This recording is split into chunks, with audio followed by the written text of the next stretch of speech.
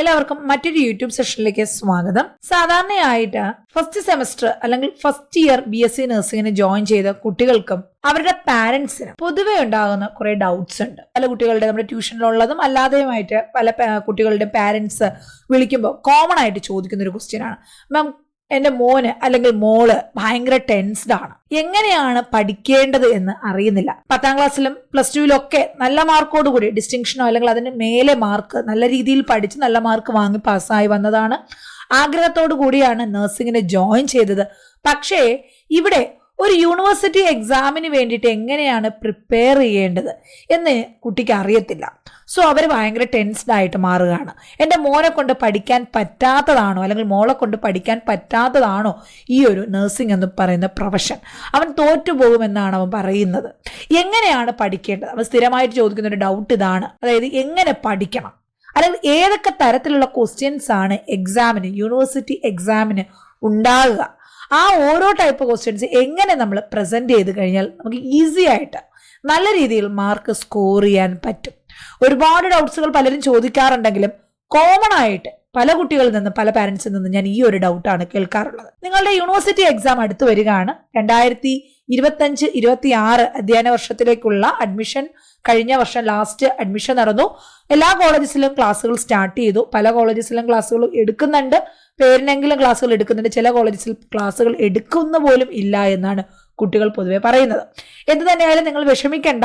ഞങ്ങളുടെ കോഴ്സിലുള്ള കുട്ടികൾക്ക്, നമ്മുടെ ട്യൂഷൻ ക്ലാസ്സുകളിലുള്ള കുട്ടികൾക്ക് കംപ്ലീറ്റ് സിലബസ് ബേസ്ഡ് ക്ലാസ് ഞങ്ങൾ കൊടുത്തിട്ടുണ്ട്. നിങ്ങൾ അത് കണ്ട് ക്ലാസ്സും നോട്ട്സും ക്വസ്റ്റ്യൻസും നൽകിയിട്ടുണ്ട്. നിങ്ങൾ അത് കണ്ട് പഠിച്ചാൽ മാത്രം മതി. സമയം കണ്ടെത്തി ആ ക്ലാസ്സുകൾ ഉപയോഗിച്ചാൽ മാത്രം മതി. ക്ലാസ്സിൽ ജോയിൻ ചെയ്യാതെയുള്ള കുട്ടികൾ ഒരുപാട് പേരുണ്ടാകും. എങ്ങനെയാണ് എക്സാം എഴുതേണ്ടത് എന്ന് അറിഞ്ഞുകൂടാത്തവർ, അല്ലെങ്കിൽ എങ്ങനെ പഠിക്കണമെന്ന് അറിഞ്ഞുകൂടാത്തവർ, എങ്ങനെയായിരിക്കും എക്സാം എന്ന് അറിഞ്ഞുകൂടാത്തവർ, അവർക്കും കൂടെ വേണ്ടിയിട്ടാണ് ഇന്നത്തെ ഈ ഒരു ക്ലാസ്. അപ്പോൾ ഇന്നത്തെ ഈ ഒരു ക്ലാസ് കൊണ്ട് നമ്മൾ നിർത്തുകയല്ല, തുടർന്ന് ഇതുപോലെയുള്ള ക്ലാസ്സുകൾ ഉണ്ടായിരിക്കും. എല്ലാവർക്കും അത് ഫ്രീ ആയിട്ട് നമ്മുടെ യൂട്യൂബ് ചാനലിൽ കാണാവുന്നതാണ്. തുടർന്നുള്ള വീഡിയോസ് കാണുന്നതായിട്ട് നിങ്ങൾ ചെയ്യേണ്ട ഇത്ര മാത്രമേ ഉള്ളൂ. നമ്മുടെ ചാനൽ ഒന്ന് സബ്സ്ക്രൈബ് ചെയ്യുക. അതിനുശേഷം തൊട്ടടുത്ത് ഒരു ബെല്ലൈക്കൺ ഉണ്ട്, അതൊന്ന് പ്രസ് ചെയ്ത് കഴിഞ്ഞാൽ ഇനിയും തുടർന്ന് വീഡിയോസ് ഇതിൽ അപ്ലോഡ് ചെയ്യുമ്പോൾ നിങ്ങൾക്ക് അതിൻ്റെ നോട്ടിഫിക്കേഷൻ കിട്ടും. കാരണം അപ്പോൾ നിങ്ങൾക്ക് ആ ഒരു ക്ലാസ്സുകളൊന്നും മിസ്സായി പോകത്തില്ല. നിങ്ങൾ യൂട്യൂബിൽ കയറി നോക്കിയില്ലെങ്കിൽ നിങ്ങൾക്ക് നോട്ടിഫിക്കേഷൻ കിട്ടുന്നതായിരിക്കും. അതുപോലെ തന്നെ നിങ്ങൾക്ക് ഈ ക്ലാസ്സുകൾ യൂസ്ഫുൾ ആകുന്നുണ്ടെങ്കിൽ അത് ഈ ക്ലാസ്സുകൾ നിങ്ങളുടെ കൂട്ടുകാർക്ക് കൂടെ ഒന്ന് ഷെയർ ചെയ്ത് കൊടുക്കാനും മറന്നു പോകരുത്. ചാനലിനൊരു സപ്പോർട്ടാകും. നമ്മൾ ഇന്ന് ചെയ്യാൻ പോകുന്നത് ഒരു ക്വസ്റ്റ്യൻ പേപ്പറാണ് ഡിസ്കസ് ചെയ്യുന്നത്. ക്വസ്റ്റ്യൻ പേപ്പർ ഡിസ്കസ് ചെയ്യേണ്ട ആവശ്യം എന്താണ്? അപ്പോൾ ചില കുട്ടികൾ ചോദിക്കും, ഞങ്ങളത് പഠിച്ചു തീർന്നിട്ടല്ലേ ക്വസ്റ്റ്യൻ പേപ്പർ പഠിക്കേണ്ടത്, അല്ലെങ്കിൽ ക്വസ്റ്റ്യൻ പേപ്പർ അനാലിസിസ് ചെയ്യേണ്ടത്? അങ്ങനെയല്ല. നിങ്ങൾ പഠിച്ചു തുടങ്ങുമ്പോൾ മുതലേ നിങ്ങൾ ഏത് തരം എക്സാം ആണ് എഴുതാൻ പോകുന്നതെന്ന് മനസ്സിലാക്കി വേണം പഠിക്കാൻ. അപ്പം ഞാൻ ക്ലാസ് എടുക്കുമ്പോൾ കുട്ടികളോട് പറയാറുണ്ട്, ഓരോ ടോപ്പിക്സും പഠിപ്പിക്കുമ്പോൾ ഈ ഒരു പോയിന്റിൽ നിന്ന് നിങ്ങൾക്ക് 1 മാർക്കിന്റെ ക്വസ്റ്റ്യൻ ഉണ്ടാകാം, അല്ലെങ്കിൽ ഇതിൽ നിന്ന് 2 മാർക്കിന്റെ ഈ തരത്തിലുള്ള ഡിഫറൻസ് ബിറ്റ്വീൻ ചോദിക്കാം, അല്ലെങ്കിൽ റീസൺ എഴുതാൻ ചോദിക്കാം, അല്ലെങ്കിൽ ലിസ്റ്റ് ഡൗൺ ചെയ്യാൻ ചോദിക്കാം, അല്ലെങ്കിൽ 5 മാർക്കിന്റെ ക്വസ്റ്റ്യൻ ഈ ഒരു ടോപ്പിക്ക് കോമൺ ആയിട്ട് 5 മാർക്കിന് എക്സ്പെക്ട് ചെയ്യുന്നതാണ്. 10 മാർക്കിന് ഇതിൽ നിന്ന് ഉണ്ടാകത്തില്ല എന്ന് ഞാൻ പറയാറുണ്ട്. അതുപോലെ ചില ക്വസ്റ്റ്യൻസ് പഠിപ്പിക്കുമ്പോൾ പറയും, ഡെഫിനറ്റ്ലി നിങ്ങൾക്ക് ഈ ഒരു ക്വസ്റ്റ്യൻ 10 മാർക്കിന്റെ ക്വസ്റ്റ്യൻസ് എന്ന് പറയുമ്പോൾ അത് 10 മാർക്കിന് മാത്രമല്ല, 10 മാർക്കിനോ 5 മാർക്കിനോ ചോദിക്കാം. എന്നാൽ 5 മാർക്കിന്റെ പല ക്വസ്റ്റ്യൻസും അതിന് മാത്രമായിട്ടാണ് ചോദിച്ചു വരുന്നത്. ഓക്കെ, അപ്പൊ അത് ആ ഏത് തരം ക്വസ്റ്റ്യൻ ആണ് ഓരോ ടോപ്പിക്കിൽ നിന്ന് ചോദിക്കുന്നതെന്ന് മനസ്സിലാക്കി തന്നെ പഠിക്കുക. എല്ലാ യൂണിവേഴ്സിറ്റിയിലും, നിങ്ങൾക്ക് ഇന്ത്യയിലുള്ള ഏത് യൂണിവേഴ്സിറ്റി ആയാലും എല്ലാ യൂണിവേഴ്സിറ്റിയിലും ഒരേ സിലബസ് ആണ് നിങ്ങൾ ഫോളോ ചെയ്യുന്നത്, ഒരേ ടെക്സ്റ്റ് ബുക്ക് ആണ് പഠിക്കുന്നത്. പക്ഷേ ചില യൂണിവേഴ്സിറ്റികളിൽ എക്സാം കുറച്ച് നേരത്തെ വരാണ്. എക്സാമ്പിൾ പറഞ്ഞാൽ Kerala university of health science, KUHS പഠിക്കുന്ന കുട്ടികൾക്കറിയാം, നിങ്ങൾക്ക് exam April 1st or 2nd week ആയിരിക്കും. എല്ലാ വർഷവും അങ്ങനെയാണ്. സെമസ്റ്റർ എക്സാം തുടങ്ങിയതിന് ശേഷം എല്ലാ വർഷവും ഏപ്രിലാണ് എക്സാം നടക്കുന്നത്. സോ നിങ്ങൾക്ക് കഷ്ടിച്ച് ഒരു 60 ദിവസമാണ് ഇനി പഠിക്കാനുള്ളത്. അതിന് മേലെ ഇല്ല. മാക്സിമം 60 ദിവസം, 50 ദിവസം ടാർഗറ്റ് ഇട്ട് നിങ്ങൾ പഠിച്ചു തുടങ്ങുക. ഇനിയും പഠിച്ചു തുടങ്ങാത്തവർ ആണെങ്കിൽ 50 or 55 ദിവസം ടാർഗറ്റ് ഇടാം. നിങ്ങളുടെ എക്സാം ഏപ്രിലാണ്. ഫസ്റ്റ് സെമസ്റ്ററിന് മാത്രമല്ല, 3rd സെമസ്റ്ററിനും 5th സെമസ്റ്ററിനും ഏപ്രിലിൽ എക്സാം ഉണ്ടാവും. April 1st week, 3rd week, 5th week എന്നുള്ള രീതിയിലായിരിക്കാം എക്സാം നടത്തുന്നത്. അപ്പോൾ നിങ്ങളിപ്പോൾ ടെൻസ്ഡ് ആയിട്ടുണ്ടാവും. എനിക്കറിയാം, ഇതുവരെയും ഒന്നും പഠിച്ചിട്ടില്ല. അനാട്ടമിയും ഫിസിയോളജിയും സോഷ്യോളജിയും സൈക്കോളജിയുമായിട്ട് 38 യൂണിറ്റുകളാണ് നിങ്ങൾക്ക് പഠിക്കാനുള്ളത്. ഈ 38 യൂണിറ്റിൽ ഒരു യൂണിറ്റ് എങ്കിലും നിങ്ങൾക്കിപ്പോൾ മനസ്സുറപ്പിച്ച് yes I can do it, I studied it എന്ന് പറയാൻ പറ്റുമോ? ഞാൻ കംപ്ലീറ്റ്ലി ആ ഒരു ചാപ്റ്റർ പഠിച്ചു കഴിഞ്ഞു എന്ന് ഉറപ്പിച്ച് പറയാൻ പറ്റുമോ? പറ്റത്തില്ല. എനിക്കറിയാം പല കുട്ടികളും എല്ലാ റൈറ്റിംഗ് വർക്ക്സും തീർത്തിട്ട് പഠിച്ചു തുടങ്ങാം എന്ന് വിചാരിച്ചിരിക്കുന്നവരാണ്. അത് പറ്റത്തില്ല. എല്ലാ വർക്ക്സും തീർത്തിട്ട് പഠിക്കാനിരുന്നു കഴിഞ്ഞാൽ നിങ്ങൾ എക്സാമിന്റെ തലേ ദിവസവും പഠിച്ചു തുടങ്ങത്തില്ല. പഠിക്കാൻ ബുക്ക് കയ്യിലെടുക്കാൻ പോലും സമയം കിട്ടത്തില്ല. അത്രത്തോളം റൈറ്റിംഗ് വർക്ക്സ് ഉണ്ട്.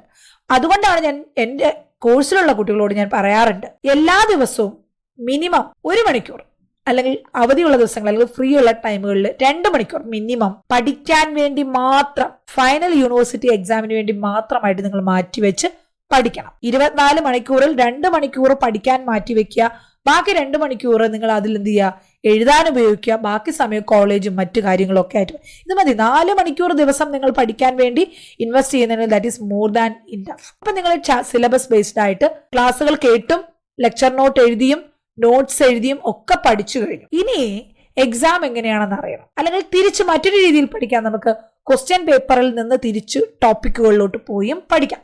അങ്ങനെ വരുമ്പോൾ നിങ്ങൾക്ക് എല്ലാ ടോപ്പിക്സും നിങ്ങൾ അവിടെ കവർ ചെയ്യണമെന്ന് ഇല്ല. ഇമ്പോർട്ടന്റ് ആയിട്ടുള്ള എല്ലാ ക്വസ്റ്റ്യൻസും മാത്രമേ നിങ്ങൾ അവിടെ കവർ ചെയ്യത്തുള്ളൂ. എന്ത് തന്നെയായാലും നമ്മുടെ ഈ ഒരു ഫൈനൽ എക്സാം എഴുതാൻ വേണ്ടി തയ്യാറാവുക എന്നുള്ളത് വളരെ അത്യാവശ്യമാണ്. ഇനി കുട്ടികൾക്കൊരു ഡൗട്ട് ഉണ്ടാകും, എത്ര മാർക്കിലാണ് എനിക്ക് എക്സാം വരുന്നത്? ഇവിടെ ഞാൻ ഇന്നത്തെ ക്ലാസ്സിൽ നിങ്ങൾക്ക് കംപ്ലീറ്റ് നിങ്ങളുടെ ക്വസ്റ്റ്യൻ പേപ്പർ 2021 സ്കീം പ്രകാരം ഏത് യൂണിവേഴ്സിറ്റിയിൽ നിങ്ങൾ പഠിക്കുന്ന കുട്ടികളാണെങ്കിലും KUHSO RGHSO MGRO NTRO ഏത് യൂണിവേഴ്സിറ്റിയിൽ പഠിക്കുന്ന കുട്ടികളാണെങ്കിലും ഈ ക്ലാസ് കേട്ടാൽ അല്ലെങ്കിൽ കണ്ടു കഴിഞ്ഞാൽ നിങ്ങൾക്ക് ഒരു ഐഡിയ കൃത്യമായിട്ട് ഏത് രീതിയിലാണ് ക്വസ്റ്റ്യൻ പേപ്പർ വരുന്നത്, ഓരോ ക്വസ്റ്റ്യനും എങ്ങനെയാണ് അറ്റൻഡ് ചെയ്യേണ്ടത്, എങ്ങനെ എനിക്ക് ശരിയായിട്ട് പ്രസന്റ് ചെയ്യാം, എങ്ങനെ MCQs എനിക്ക് റൈറ്റ് ഓപ്ഷനിലോട്ട് എത്തിച്ചേരാം, ഇതിന് വേണ്ടിയിട്ടുള്ള ഷോർട്ട് കട്ട്സുകളാണ് ഞാൻ ഈ ക്ലാസ്സിൽ ഡിസ്കസ് ചെയ്യുന്നത്. ഓക്കെ, ഇവിടെ നോക്കൂ, ഇതൊരു സാമ്പിൾ ക്വസ്റ്റ്യൻ പേപ്പർ ആണ്. ഏറ്റവും റീസെന്റ് ആയിട്ട് കഴിഞ്ഞ ഏപ്രിൽ 2025 നമ്മുടെ യൂണിവേഴ്സിറ്റിയിൽ, കേരള യൂണിവേഴ്സിറ്റിയിൽ നടന്നൊരു ക്വസ്റ്റ്യൻ പേപ്പറാണ്. അപ്പോൾ നിങ്ങളിപ്പോൾ RGHSO മറ്റു യൂണിവേഴ്സിറ്റിയിലെ കുട്ടികളാണെങ്കിൽ നിങ്ങൾക്ക് വരത്തില്ല എന്നല്ല, ഈ സെയിം പാറ്റേൺ ഇതേ ക്വസ്റ്റ്യൻസ് തന്നെയാണ് നിങ്ങൾക്കും വരുന്നത്.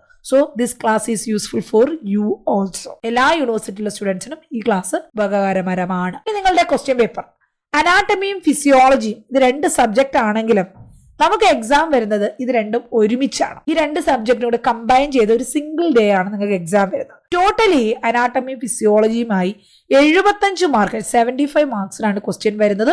3 മണിക്കൂറാണ് നിങ്ങളുടെ എക്സാം. 75 മാർക്കിൽ 37 മാർക്ക് അനാട്ടമിയും, അതായത് സെക്ഷൻ A അപ്ലൈഡ് അനാട്ടമി അല്ലെങ്കിൽ anatomy 37 മാർക്കിനും 38 mark balance 38 marks section B ഫിസിയോളജിയുമാണ് വരുന്നത്. അപ്പൊ അനാട്ടമിയും ഫിസിയോളജിയും തമ്മിലുള്ള ഡിഫറൻസ് നിങ്ങൾക്കറിയാം. അനാട്ടമിയിൽ നമ്മൾ ഓർഗൻസിന്റെ സ്ട്രക്ചറിനെ കുറിച്ചും ഫിസിയോളജിയിൽ അതിന്റെ ഫങ്ഷൻസ് അല്ലെങ്കിൽ അതിനുള്ളിൽ നടക്കുന്ന പ്രോസസ്സിനെ കുറിച്ചുമാണ് പഠിക്കുന്നത്. സോ അനാട്ടമിയുടെ ആൻസർ എഴുതുമ്പോൾ നിങ്ങൾക്ക് എപ്പോഴും മനസ്സിലുണ്ടാകണം അവരുദ്ദേശിക്കുന്നത് ആ ഓർഗൻ അല്ലെങ്കിൽ ആ സ്ട്രക്ചറിന്റെ അല്ലെങ്കിൽ ആ രൂപത്തിന്റെ ഉള്ളിലുള്ള പാർട്ടുകൾ എന്തൊക്കെയാണ്, അതിന്റെ ഓരോ മൈന്യൂട്ട് ആയിട്ടുള്ള സ്ട്രക്ചറുകൾ എന്തൊക്കെയാണെന്നാണ് അവർ ഉദ്ദേശിക്കുന്നത്. ആ രീതിയിൽ തന്നെ ആൻസർ പ്രസന്റ് ചെയ്യുകയും വേണം. അപ്പൊ ഇവിടെ നിങ്ങളുടെ ക്വസ്റ്റ്യൻ പേപ്പറിൽ തന്നെ ഇൻസ്ട്രക്ഷൻസ് കൊടുത്തിട്ടുണ്ട്. എല്ലാ ക്വസ്റ്റ്യൻസും എഴുതണം, നീറ്റായിട്ട് എഴുതണം. അതുപോലെ empty സ്പേസസ്, ആൻസറുകൾക്കിടയിൽ empty സ്പേസസ് ഇടില്ല. കാരണം കുട്ടികൾക്ക് പൊതുവെ ഒരു ടെൻഡൻസി ഉണ്ട്, ഒരു ക്വസ്റ്റ്യൻ ആൻസർ അറിയില്ലെങ്കിൽ അതിനുള്ള സ്പേസ് ഇട്ടിട്ട് അടുത്ത ക്വസ്റ്റ്യൻ എഴുതും. പക്ഷെ തിരിച്ച് ഈ ക്വസ്റ്റ്യൻ എഴുതാനുള്ള സമയം അവിടെ കിട്ടിയിട്ടുണ്ടാകത്തില്ല. സോ ഇതിനിടയ്ക്ക് empty സ്പേസ് കിടന്നാൽ ടീച്ചേഴ്സ് അത് കഴിഞ്ഞ് കറക്റ്റ് ചെയ്യണമെന്നില്ല.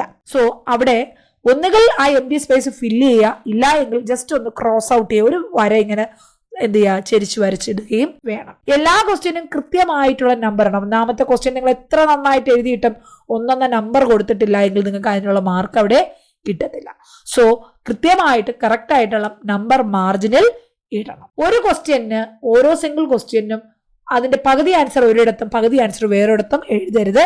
ടോട്ടൽ ക്വസ്റ്റ്യന്റെ ആൻസർ ഒരു സിംഗിൾ പാർട്ടിൽ തന്നെ വരിക. അതായത് ഒന്നാമത്തെ ക്വസ്റ്റ്യൻ ആദ്യത്തെ പേജിൽ പകുതി പേജ് എഴുതി വെച്ചു, എന്നിട്ട് രണ്ടാമത്തെ ക്വസ്റ്റ്യൻ എഴുതി തുടങ്ങി, എന്നിട്ട് ഒന്നാമത്തെ ക്വസ്റ്റ്യന്റെ ബാക്കി ഭാഗം ലാസ്റ്റ് പേജിലാണ് എഴുതി വെച്ചത്. മാർക്ക് കിട്ടുമോ?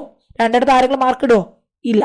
സോ സിംഗിൾ ക്വസ്റ്റ്യന്റെ ആൻസർ എപ്പോഴും ഒരു കണ്ടിന്യൂഷനിൽ തന്നെ വരണം. ഓരോ ആൻസറുകൾക്കിടയിലും ചെറിയൊരു ഗ്യാപ്പ്, 1-2 ലൈനിന്റെ ഗ്യാപ്പ് ഇട്ട് വേണം കണ്ടിന്യൂ അടുത്ത ക്വസ്റ്റ്യൻ എഴുതാൻ. കാരണം നമ്മുടെ ടീച്ചേഴ്സിന് കൃത്യമായിട്ട് yes this question answer finished here എന്ന് കൃത്യമായിട്ട് മനസ്സിലാക്കാൻ പറ്റും.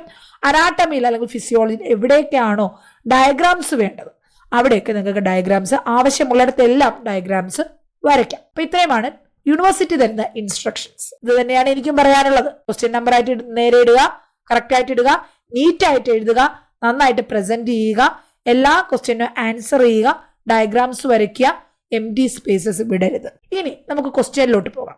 ബാക്കി നമ്മുടെ എക്സാമിന്റെ ടിപ്സും കാര്യങ്ങളൊക്കെ നമ്മൾ നിങ്ങളുടെ എക്സാം ടൈം ടേബിൾ വന്ന് നിങ്ങളുടെ എക്സാമിന് പോകുന്നതിന് മുന്നേ ഞാനൊരു ക്ലാസ്സിൽ പറഞ്ഞു തരുന്നതായിരിക്കും. ഇന്ന് നമുക്ക് ഓരോ ക്വസ്റ്റ്യനും എങ്ങനെയാണ് ഹാൻഡിൽ ചെയ്യേണ്ടത്, എന്തൊക്കെ കാര്യങ്ങളാണ് നമ്മൾ അതിൽ എഴുതേണ്ടത് എന്ന് നോക്കാം. ഇവിടെ 37 മാർക്കിന്റെ ആദ്യത്തെ പാർട്ട് വരുന്നത് ചില യൂണിവേഴ്സിറ്റിയിൽ ആദ്യമാണ് മൾട്ടിപ്പിൾ ചോയ്സ് ക്വസ്റ്റ്യൻ ചോദിക്കുക. ചില യൂണിവേഴ്സിറ്റികൾ ആദ്യം 10 മാർക്കിന്റെ, പിന്നെ 5 മാർക്കിന്റെ, 2 മാർക്കിന്റെ, അത് കഴിഞ്ഞിട്ടാണ് MCQ ചോദിക്കുക. എന്ത് തന്നെയല്ലേ, ആദ്യമായാലും അവസാനമായാലും നിങ്ങൾക്ക് 6 MCQയുടെ അനാട്ടമിയിൽ ഉണ്ടാകും. മൾട്ടിപ്പിൾ ചോയ്സ് ക്വസ്റ്റ്യൻ ആദ്യമായിട്ടല്ല നിങ്ങൾ മൾട്ടിപ്പിൾ ചോയ്സ് കാണുന്നത്, അറിയാം. ഒരു സിമ്പിൾ ആയിട്ടുള്ള ഒരു സെന്റൻസിലുള്ള ഒരു ക്വസ്റ്റ്യൻ ഉണ്ടാകും. അത് കഴിഞ്ഞിട്ട് അതിന് 4 ഓപ്ഷൻസ് ഉണ്ടാകും. ഈ 4 ഓപ്ഷനിൽ കറക്റ്റ് ഓപ്ഷൻ തിരഞ്ഞെടുക്കുക എന്നുള്ളതാണ് നിങ്ങളുടെ ഉത്തരവാദിത്വം. ഇവിടെ നോക്കൂ, ഫസ്റ്റ് ക്വസ്റ്റ്യൻ പറയുന്നത്. അപ്പൊ ഞാൻ ഇവിടെ ഉദ്ദേശിക്കുന്നത് എങ്ങനെയാണ്, ഇപ്പൊ ഇത്രയും ഞാനിവിടെ 5 or 6 ക്വസ്റ്റ്യൻസ് പഠിപ്പിച്ചു തന്നാൽ അല്ലെങ്കിൽ പറഞ്ഞു തന്നാൽ ആ 5 or 6 ക്വസ്റ്റ്യൻസ് മാത്രമല്ല എക്സാമിന് റിപ്പീറ്റ് ചെയ്യുന്നത്. നിങ്ങൾ പഠിക്കുന്ന 10 അനാട്ടമിയുടെ യൂണിറ്റുകളിൽ ഏത് ഭാഗത്തു നിന്നും ഒൺവേർഡ് ക്വസ്റ്റ്യൻസ് വരാം. ഈ ഒൺവേർഡ് ക്വസ്റ്റ്യൻസ് റൈറ്റ് ആയിട്ട് ആൻസർ ചെയ്യണമെങ്കിൽ, ശരിയായിട്ട് ആൻസർ ചെയ്യണമെങ്കിൽ നിങ്ങൾക്ക് എങ്ങനെ പഠിക്കണം? ഒന്ന്, നന്നായിട്ട് ഡീറ്റെയിൽ ആയിട്ട് ടെക്സ്റ്റ് ബുക്കുകൾ വായിച്ച് തന്നെ പഠിക്കും. അവിടെ നിങ്ങൾ തറവായിട്ട് പഠിക്കുമ്പോൾ ഷോർട്ട് നോട്ട്സുകൾ മാത്രം ഡിപ്പെൻഡ് ചെയ്ത് കഴിഞ്ഞാൽ ഒരിക്കലും നിങ്ങൾക്ക് MCQ കിട്ടത്തില്ല. ഡീറ്റെയിൽ ആയിട്ടുള്ള ടെക്സ്റ്റ് ബുക്കുകൾ വായിച്ച് പഠിച്ചാൽ ഉറപ്പായിട്ട് നിങ്ങൾക്ക് MCQ കറക്റ്റ് ഓപ്ഷനിൽ എത്താൻ പറ്റും. സപ്പോസ് നിങ്ങൾക്ക് ക്വസ്റ്റ്യൻ ആദ്യം വായിക്കുമ്പോൾ 4 ഓപ്ഷനിൽ ഏതാണെന്ന് അറിയത്തില്ലെങ്കിലും നിങ്ങൾക്ക് ബാക്കിയുള്ള ഏതെങ്കിലുമൊക്കെ ഓപ്ഷനെ കുറിച്ച് ഒരു ഐഡിയ ഉണ്ടാവും, നന്നായിട്ട് വായിച്ച് പഠിക്കുന്ന കുട്ടികളാണെങ്കിൽ.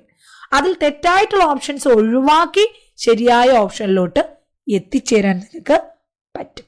ഓക്കെ, അപ്പൊ നമുക്കിവിടെ ക്വസ്റ്റ്യന്റെ ആൻസേഴ്സ് നോക്കാം. ഫസ്റ്റ് ക്വസ്റ്റ്യൻ പറയുന്നത് apex of the heart is formed by. എന്താണ് എപെക്സ്? നമ്മൾ അനാട്ടമി പഠിക്കുമ്പോൾ ചില ഓർഗൻസ് നമ്മൾ പറയാറുണ്ട് ഇതിന് എപെക്സ് ഉണ്ട്, ഇതിന് ബേസ് ഉണ്ട്. എന്നാൽ എല്ലാ ഓർഗൻസിനും എപെക്സ് എന്ന് പറയുന്നത് മുകളിലല്ല, എല്ലാ ഓർഗൻസിനും ബേസ് എന്ന് പറയുന്നത് താഴെയുമല്ല. നിങ്ങൾ ഹാർട്ടിന്റെ സ്ട്രക്ചർ തറവായിട്ട് വായിച്ചിട്ടുണ്ടെങ്കിൽ നിങ്ങൾക്ക് ഇതിന്റെ ആൻസർ അറിയാൻ പറ്റും.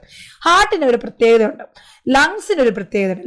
ലങ്സ് ഒരു കോണിക്കൽ ഷേപ്പാണ്. ലങ്സിന്റെ മുകൾ ഭാഗത്ത് ഈ കോണായിട്ട് അല്ലെങ്കിൽ കൂർത്തു വരുന്ന ഷാർപ്പായിട്ട് വരുന്ന ഈ ഒരു ഭാഗം ഇതിനെ എപെക്സ് എന്നും, ഈ താഴത്തെ ബ്രോഡായിട്ട് വരുന്ന ഈ ഭാഗം ബേസ് എന്നുമാണ് അറിയുന്നത്. എന്നാൽ ഹാർട്ടിൽ അങ്ങനെയാണോ? താഴെ വരുന്ന ഭാഗം ബേസും ഇവിടെ എപെക്സുമാണോ? അല്ല, നേരെ തിരിച്ചാണ്. ഹാർട്ടിന്റെ ഏറ്റവും മുകൾ ഭാഗം ബേസ് എന്നും താഴെ ഈ കൂർത്ത് ഈ ഒരു ഷാർപ്പായിട്ട് വരുന്ന ഈ ഒരു കോണിക്കൽ ആയിട്ടുള്ള സൈഡ് ഇതിനെ എപെക്സ് എന്നുമാണ് പറയുന്നത്. അങ്ങനെയാണെങ്കിൽ ഈ ഒരു വ്യത്യാസം നിങ്ങൾക്ക് അറിയാമെങ്കിൽ ഇതിന്റെ ആൻസർ നിങ്ങൾക്ക് കിട്ടും. Apex of the heart is formed by. ഹാർട്ടിന് 4 ചേംബർ ഉണ്ട്.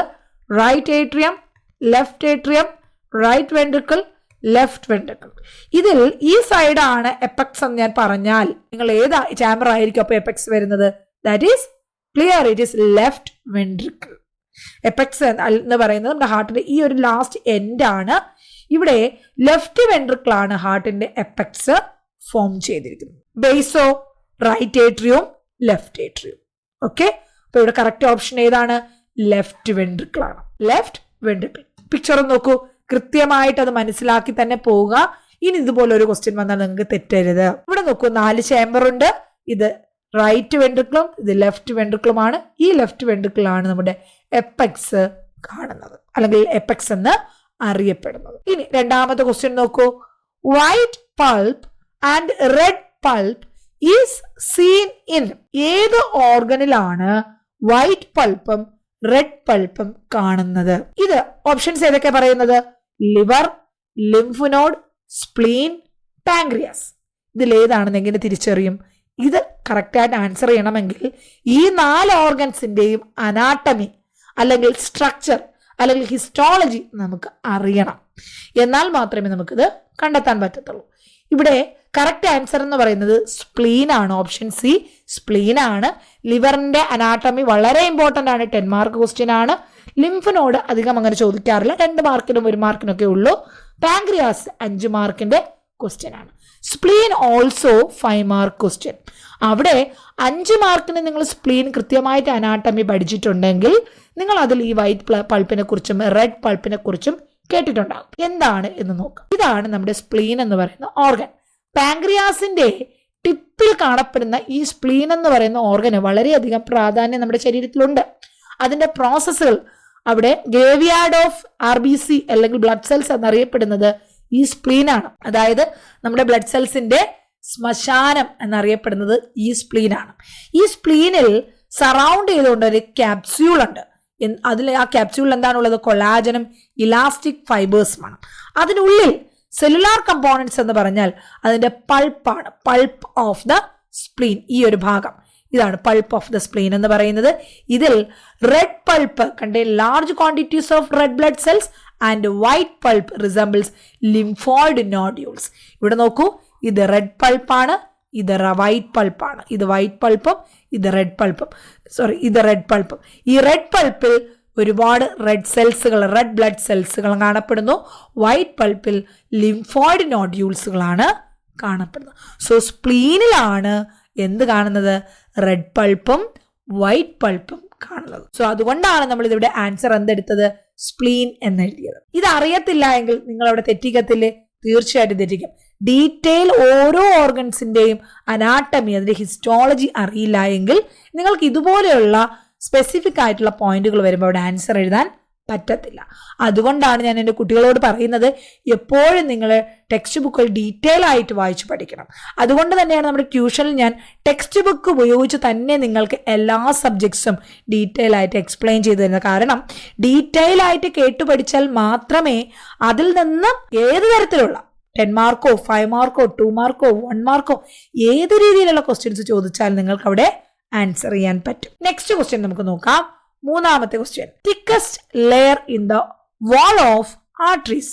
നമ്മൾ സർക്കുലേഷൻ പഠിക്കുമ്പോൾ അവിടെ നമ്മൾ ആദ്യം പഠിക്കുന്നത് നമ്മുടെ ശരീരത്തിൽ ബ്ലഡ് എല്ലാ ഭാഗത്തോട്ടും എത്തിച്ചേരുന്നതും അവിടെ നിന്ന് ബ്ലഡ് തിരിച്ചു കൊണ്ടുപോകുന്നതും ആരാണ്?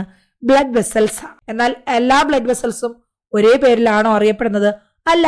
ചിലത് ആർട്ടറീസ് എന്ന് അറിയപ്പെടുന്നു, ചിലത് വെയിൻസ് എന്ന് അറിയപ്പെടുന്നു. അങ്ങനെയാണെങ്കിൽ difference between arteries and veins വളരെ ഇമ്പോർട്ടൻ്റ്, കോമൺ ആയിട്ട് 2 മാർക്കിൽ ചോദിക്കുന്ന ഒരു ക്വസ്റ്റ്യൻ ആണ്.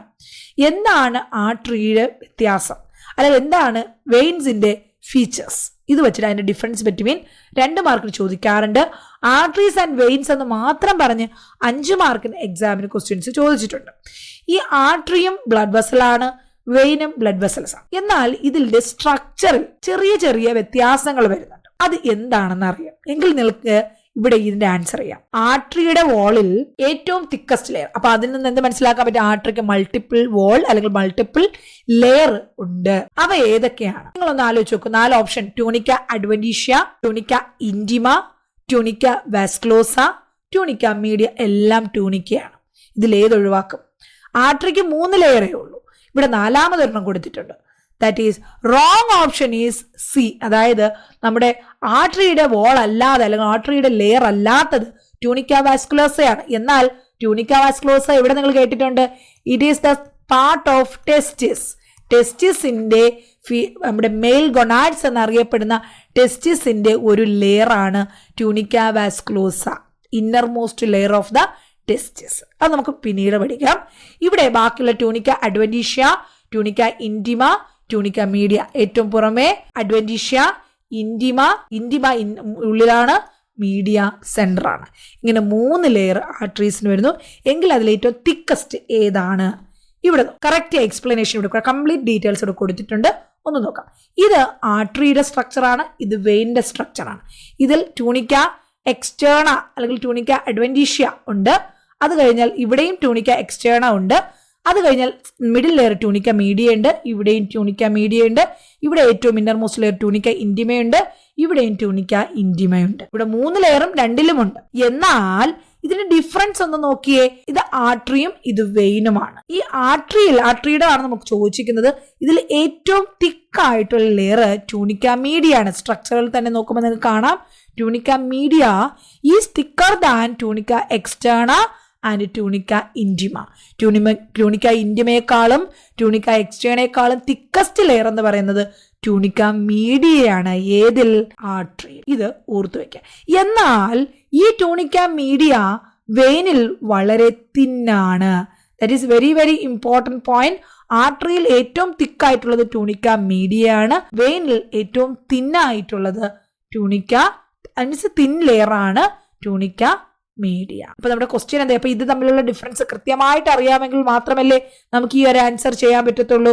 Tunica media is the correct answer. Thickest layer in the wall of artery is tunica media. ഇങ്ങനെ നിങ്ങൾ കറക്റ്റ് ഓപ്ഷനിലോട്ട് ഓരോ ക്വസ്റ്റ്യനും എത്തിച്ചേരണം. Next 4ാമത്തെ question. അപ്പൊ എപ്പോഴാണ് നമുക്ക് കറക്റ്റ് ആൻസർ കിട്ടുക? നമുക്ക് ആ സ്ട്രക്ചർ, ആ ഒരു ക്വസ്റ്റ്യൻ വായിക്കുന്ന സമയത്ത് തന്നെ നിങ്ങൾക്ക് ആ സ്ട്രക്ചർ നിങ്ങളുടെ മനസ്സിൽ ഉണ്ടെങ്കിൽ മാത്രമേ, അതിന്റെ ഓരോ പോയിന്റ്സും മനസ്സിലാക്കി നിങ്ങൾ പഠിച്ചിട്ടുണ്ടെങ്കിൽ മാത്രമേ ആ സമയത്ത് നിങ്ങൾക്ക് ആൻസർ നിങ്ങളുടെ മനസ്സിൽ വരത്തുള്ളൂ. ഇല്ല എങ്കിൽ എന്താ പറയുക, നമ്മൾ കളിക്കുന്നത് പോലെ ഏതെങ്കിലും ഒരു ഓപ്ഷൻ ഭാഗ്യമുണ്ടെങ്കിൽ കിട്ടട്ടെ എന്ന് പറഞ്ഞ ഒരു ഓപ്ഷൻ അവിടെ ആൻസർ ചെയ്യാനേ പറ്റത്തുള്ളൂ. അങ്ങനെ വന്നു കഴിഞ്ഞാൽ നിങ്ങൾ 6 എണ്ണം എഴുതുമ്പോൾ 5 എണ്ണവും തെറ്റിപ്പോകാനാണ് ചാൻസ്. ചിലപ്പോൾ ഒരെണ്ണം കിട്ടാൻ എന്നുള്ളതേ ഉള്ളൂ. നമ്മുടെ ലക്ഷ്യം അതല്ല. നമ്മുടെ സ്കോർ കൂട്ടണമെങ്കിൽ 6 ക്വസ്റ്റ്യനും കിട്ടണം. 4ാമത്തെ ക്വസ്റ്റ്യൻ നോക്കൂ. Accessory pancreatic duct opens into. നമ്മൾ പാൻക്രിയാറ്റിക് ഡക്റ്റിനെ കുറിച്ച് കേട്ടിട്ടുണ്ട്. പാൻക്രിയാസിൽ പാൻക്രിയാറ്റിക് ജ്യൂസ് പ്രൊഡ്യൂസ് ചെയ്യണം. പാൻക്രിയാസ് എന്ന് പറയുന്നത് എക്സോക്രൈൻ ഫംഗ്ഷനും എൻഡോക്രൈൻ ഫംഗ്ഷനും ഉള്ള ഒരു ഓർഗനാണ്. ഡൈജഷന് സഹായിക്കുന്ന വളരെയധികം ഇമ്പോർട്ടൻ്റ് ആയിട്ടുള്ള ഒരു ഓർഗനാണ്. ഇതിൽ നിന്ന് ഡൈജസ്റ്റീവ് ജ്യൂസ്, പാൻക്രിയാറ്റിക് ജ്യൂസ്, പലതരത്തിലുള്ള എൻസൈംസ് അടങ്ങിയ പാൻക്രിയാറ്റിക് ജ്യൂസ് പ്രൊഡ്യൂസ് ചെയ്യുന്നു. ഇത് പാൻക്രിയാറ്റിക് ഡക്റ്റ് വഴി നമ്മുടെ സ്മോൾ ഇൻറ്റസ്റ്റൈനിലെ ഫസ്റ്റ് പാർട്ടായിട്ടുള്ള ഡിയോഡിനത്തിനുള്ളിലോട്ട് ഓപ്പൺ ചെയ്യുന്നു എന്ന് പറഞ്ഞ് പഠിച്ചിട്ടുണ്ട്. അതെല്ലാവരും പഠിച്ചിട്ടുണ്ട്. എന്നാൽ ആക്സസറി പാൻക്രിയാറ്റിക് ഡക്റ്റ് എന്താണ്? പല കുട്ടികളും ചെയ്ത് ഈ ആക്സസറി എന്നുള്ള പേരെ അവിടെ മറന്നുപോകും. അപ്പൊ ഈ പാൻക്രിയാറ്റിക് ഡക്റ്റ് ഡിയോഡിനത്തിനുള്ളിൽ ഓപ്പൺ ചെയ്യുന്ന ആ ഒരു ഓപ്പണിങ് അല്ലെങ്കിൽ ആ ഒരു ഹോള്, അതിനൊരു പേരുണ്ട്. അതെന്താണെന്നാണ് ചോദിച്ചിരിക്കുന്നത്. പാൻക്രിയാറ്റിക് ഡക്റ്റ് അല്ല, ആക്സസറി പാൻക്രിയാറ്റിക് ഡക്റ്റ്. ഓപ്ഷൻസ് ഏതൊക്കെയാ? Major duodenal papilla, minor duodenal papilla, fungiform papilla, circumvallate papilla. എവിടെയാണ് ഈ സർക്കംവലേറ്റ് പാപ്പില്ല നിങ്ങൾ കേട്ടിട്ടുള്ളത്? ടങ്കിലാണ്. നമ്മുടെ നാവിൽ ടങ്കിലാണ് കാണപ്പെടുന്ന ടേസ്റ്റ് ബഡ്സുകളിൽ ഒന്നാണ് ഈ സർക്കംവലേറ്റ് പാപ്പില്ലയും ഫ്യൂഞ്ചിഫോം പാപ്പില്ലയും എന്ന് പറയുന്നത്. ബാക്കിയുള്ള 2 എണ്ണം കറക്റ്റ് ആണ്. മേജർ ഡിയോഡിനൽ പാപ്പില്ലയും മൈനർ ഡിയോഡിനൽ പാപ്പില്ലയും. അപ്പൊ നിങ്ങൾക്ക് ഈ ഓപ്ഷൻസ് അവിടെ ഒഴിവാക്കാൻ പറ്റി. ഇനി ബാക്കി നമുക്ക് ഇത് 2ൽ നിന്നും തിരഞ്ഞെടുത്താൽ മതി. പാൻക്രിയാറ്റിക് ഡക്ട് ഓപ്പൺ ആകുന്നത് ഡിയോഡിനൽ പാപ്പില്ലയുടെ ആണെന്ന് നമുക്കറിയാം. എങ്കിലും ആക്സസറി പാൻക്രിയാറ്റിക് ഡക്ട് എന്താണ്? അത് മേജർ ആണോ മൈനർ ആണോ എന്ന് നമ്മൾ നോക്കിയിട്ടുണ്ടോ? നോക്കണം. ഇവിടെ നോക്കൂ, ഈ സ്ട്രക്ചർ നോക്കുമ്പോൾ നിങ്ങൾക്ക് മനസ്സിലാവും. ഇതാണ് നിങ്ങളുടെ സ്മോൾ ഇൻറ്റസ്റ്റൈൻ്റെ ഫസ്റ്റ് പാർട്ട്, ഡിയോഡിനം. ഇത് പാൻക്രിയാസ് ആണ്. പാൻക്രിയാസിൽ ഇതാണ് പാൻക്രിയാറ്റിക് ഡക്ട്. ഇതിൽ നിന്നുണ്ടാകുന്ന സെക്രീഷൻസ് അല്ലെങ്കിൽ എൻസൈംസ് പാൻക്രിയാറ്റിക് ജ്യൂസ് ആയിട്ട് ഇവിടെ വരുന്നു. ഈ പാൻക്രിയാറ്റിക് ഡക്ട് ഈ ഒരു പാൻക്രിയാസിന്റെ ഹെഡിന്റെ റീജിയനിൽ വെച്ചിട്ട് 2ആയിട്ട് ഡിവൈഡ് ചെയ്യുന്നു. ഒരു വലുതും ഒരു ചെറുതും. വലുത് pancreatic duct, common pancreatic duct ഇവിടെ വരുന്നു. മറ്റൊന്നൊരു ആക്സസറി, ഒരു ചെറുത് ആക്സസറി പാൻക്രിയാറ്റിക് ഡക്ട് ഇവിടെയും വരുന്നു. ഇത് രണ്ടും ഡിയോഡിനത്തിലാണ് ഓപ്പൺ ചെയ്യുന്നത്. ഇവിടെ ഡിയോഡിനൽ പാപ്പില്ല, അതിന്റെ മുകളിൽ ഇവിടെയും ഓപ്പൺ ചെയ്യുന്നു. ഇതിന്റെ പേരെന്താണ്? ഇവിടെ മെയിൻ പാൻക്രിയാറ്റിക് ഡക്ട് ഓപ്പൺ ചെയ്യുന്നത് മേജർ ഡിയോഡിനൽ പാപ്പില്ലയും, ആക്സസറി പാൻക്രിയാറ്റിക് ഡക്ട് ഇവിടെ ഓപ്പൺ ചെയ്യുന്നത് മൈനർ ഡിയോഡിനൽ പാപ്പില്ലയുമാണ്. You understood? പാൻക്രിയാസിനെ കുറിച്ചും ഡിയോഡിനത്തിനെ കുറിച്ചും പറയാൻ ഒരുപാട് കാര്യങ്ങളുണ്ട്. ബട്ട് സ്റ്റിൽ നമുക്കിപ്പോൾ ഇവിടെ ഈ ഒരു വേർഡ് ക്വസ്റ്റ്യനിൽ നിർത്താം. ഓക്കെ. ഇനി അതുപോലെ ആക്സസറി പാൻക്രിയാറ്റിക് ഡക്റ്റിന് മറ്റൊരു പേരുണ്ട്. എന്താണ്? പാൻക്രിയാറ്റിക് ഡക്ട്, ലാർജ് പാൻക്രിയാറ്റിക് ഡക്റ്റിന്റെ പേര് ഡക്ട് ഓഫ് വിർസങ് എന്നാണ്. എങ്കിൽ ഈ ആക്സസറി പാൻക്രിയാറ്റിക് ഡക്റ്റിന്റെ പേര് എന്താണ്? സാന്റോറിനി ഡക്ട് എന്നാണ്. ഈ സാന്റോറിനി ഡക്ട് എവിടെയാണ് ഓപ്പൺ ചെയ്യുന്നത്? നമ്മുടെ ഡിയോഡിനത്തിൽ, മേജർ ഡിയോഡിനൽ പാപ്പിലേക്ക് തൊട്ട് മുകളിലുള്ള മൈനർ ഡിയോഡിനൽ പാപ്പില്ലയിൽ ആണ്. ഡിയോഡിനൽ പാപ്പിലേക്ക് മറ്റൊരു പേരുണ്ട്. എന്താണ്? ആംബ്യൂള ഓഫ് വാട്ടർ. ഇതൊക്കെ എങ്ങനെ പഠിക്കാം? ഇതൊക്കെ നമുക്ക് ആരെങ്കിലും ഷോർട്ട് നോട്ട്സ് തരുമോ? ഇല്ല. ഇതൊക്കെ നമ്മൾ ടെക്സ്റ്റ് ബുക്ക് വായിച്ചാലേ പഠിക്കാൻ പറ്റത്തുള്ളൂ. ടെക്സ്റ്റ് ബുക്ക് ഉപയോഗിച്ചാണ് നിങ്ങൾ പഠിച്ചതെങ്കിൽ ഇതെല്ലാ പോയിന്റ്സുകളും നിങ്ങളവിടെ വായിച്ചിട്ടുണ്ടാവും. കൃത്യമായിട്ട് നിങ്ങൾക്ക് ആൻസറിൽ എത്തിച്ചേരാനും പറ്റും. So correct option is minor duodenal papilla. Okay. Next one, 5ാമത്തെ ക്വസ്റ്റ്യൻ നോക്കൂ. ടോട്ടലി നമുക്ക് 6 ക്വസ്റ്റ്യൻ ഉണ്ട്. 6 ക്വസ്റ്റ്യൻ നമുക്ക് കിട്ടണം. നിങ്ങൾ കൃത്യമായിട്ട് വായിച്ച് പഠിച്ചതാണെങ്കിൽ ഇതുപോലെ നിങ്ങൾക്ക് കറക്റ്റ് ഓപ്ഷനിലോട്ട് എത്തിച്ചേരാം. All of the following structures form stomach bed. നമ്മുടെ സ്റ്റൊമക് ബെഡ് എന്ന് പറഞ്ഞാൽ സ്റ്റൊമക്കിന്റെ ബെഡ് എന്ന് പറഞ്ഞാൽ സ്റ്റൊമക്ക് കിടന്ന് ഉറങ്ങാറുണ്ടോ? ഇല്ല. സ്റ്റൊമക്കിനെ, നമ്മുടെ ആമാശയത്തിനെ താങ്ങി നിർത്തുന്ന, അല്ലെങ്കിൽ അതിന്റെ സൈഡിലായിട്ട്, അല്ലെങ്കിൽ അതിന് തൊട്ട് താഴെയായിട്ട് ഒരു സപ്പോർട്ട് കൊടുക്കുന്ന സ്ട്രക്ചർ, ഇതാണ് സ്റ്റൊമക് ബെഡ് എന്ന് പറയുന്നത്.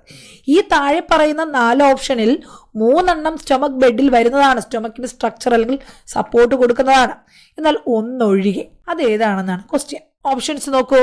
Body of pancreas, splenic artery, right crus of diaphragm, transverse mesocolon. ഉടനെ നമുക്ക് സ്റ്റൊമക്കിന്റെ ലൊക്കേഷൻ മനസ്സിൽ വരണം. സ്റ്റൊമക്ക് എവിടെയാണ് കാണുന്നത്? ഇവിടെ നോക്കൂ, ഇതാണ് നമ്മുടെ ഡൈജസ്റ്റീവ് സിസ്റ്റം.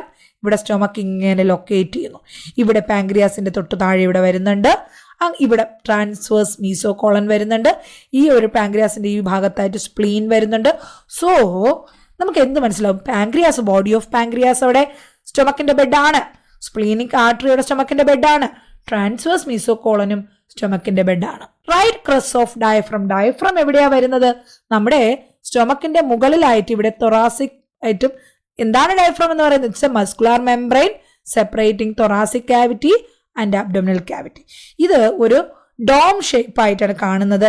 ഇതിനെ സപ്പോർട്ട് ചെയ്തുകൊണ്ട് right crus of diaphragm, left crus of diaphragm ഉണ്ട്. ഈ ലെഫ്റ്റ് സൈഡിലാണ് നമ്മുടെ സ്റ്റൊമക്ക് കാണുന്നത്. സോ അതുകൊണ്ട് ലെഫ്റ്റ് ക്രസ് ഓഫ് ഡയഫ്രം ആണ് അവിടെ നമ്മുടെ സ്റ്റൊമക്കിനെ സപ്പോർട്ട് ചെയ്യുന്നത്.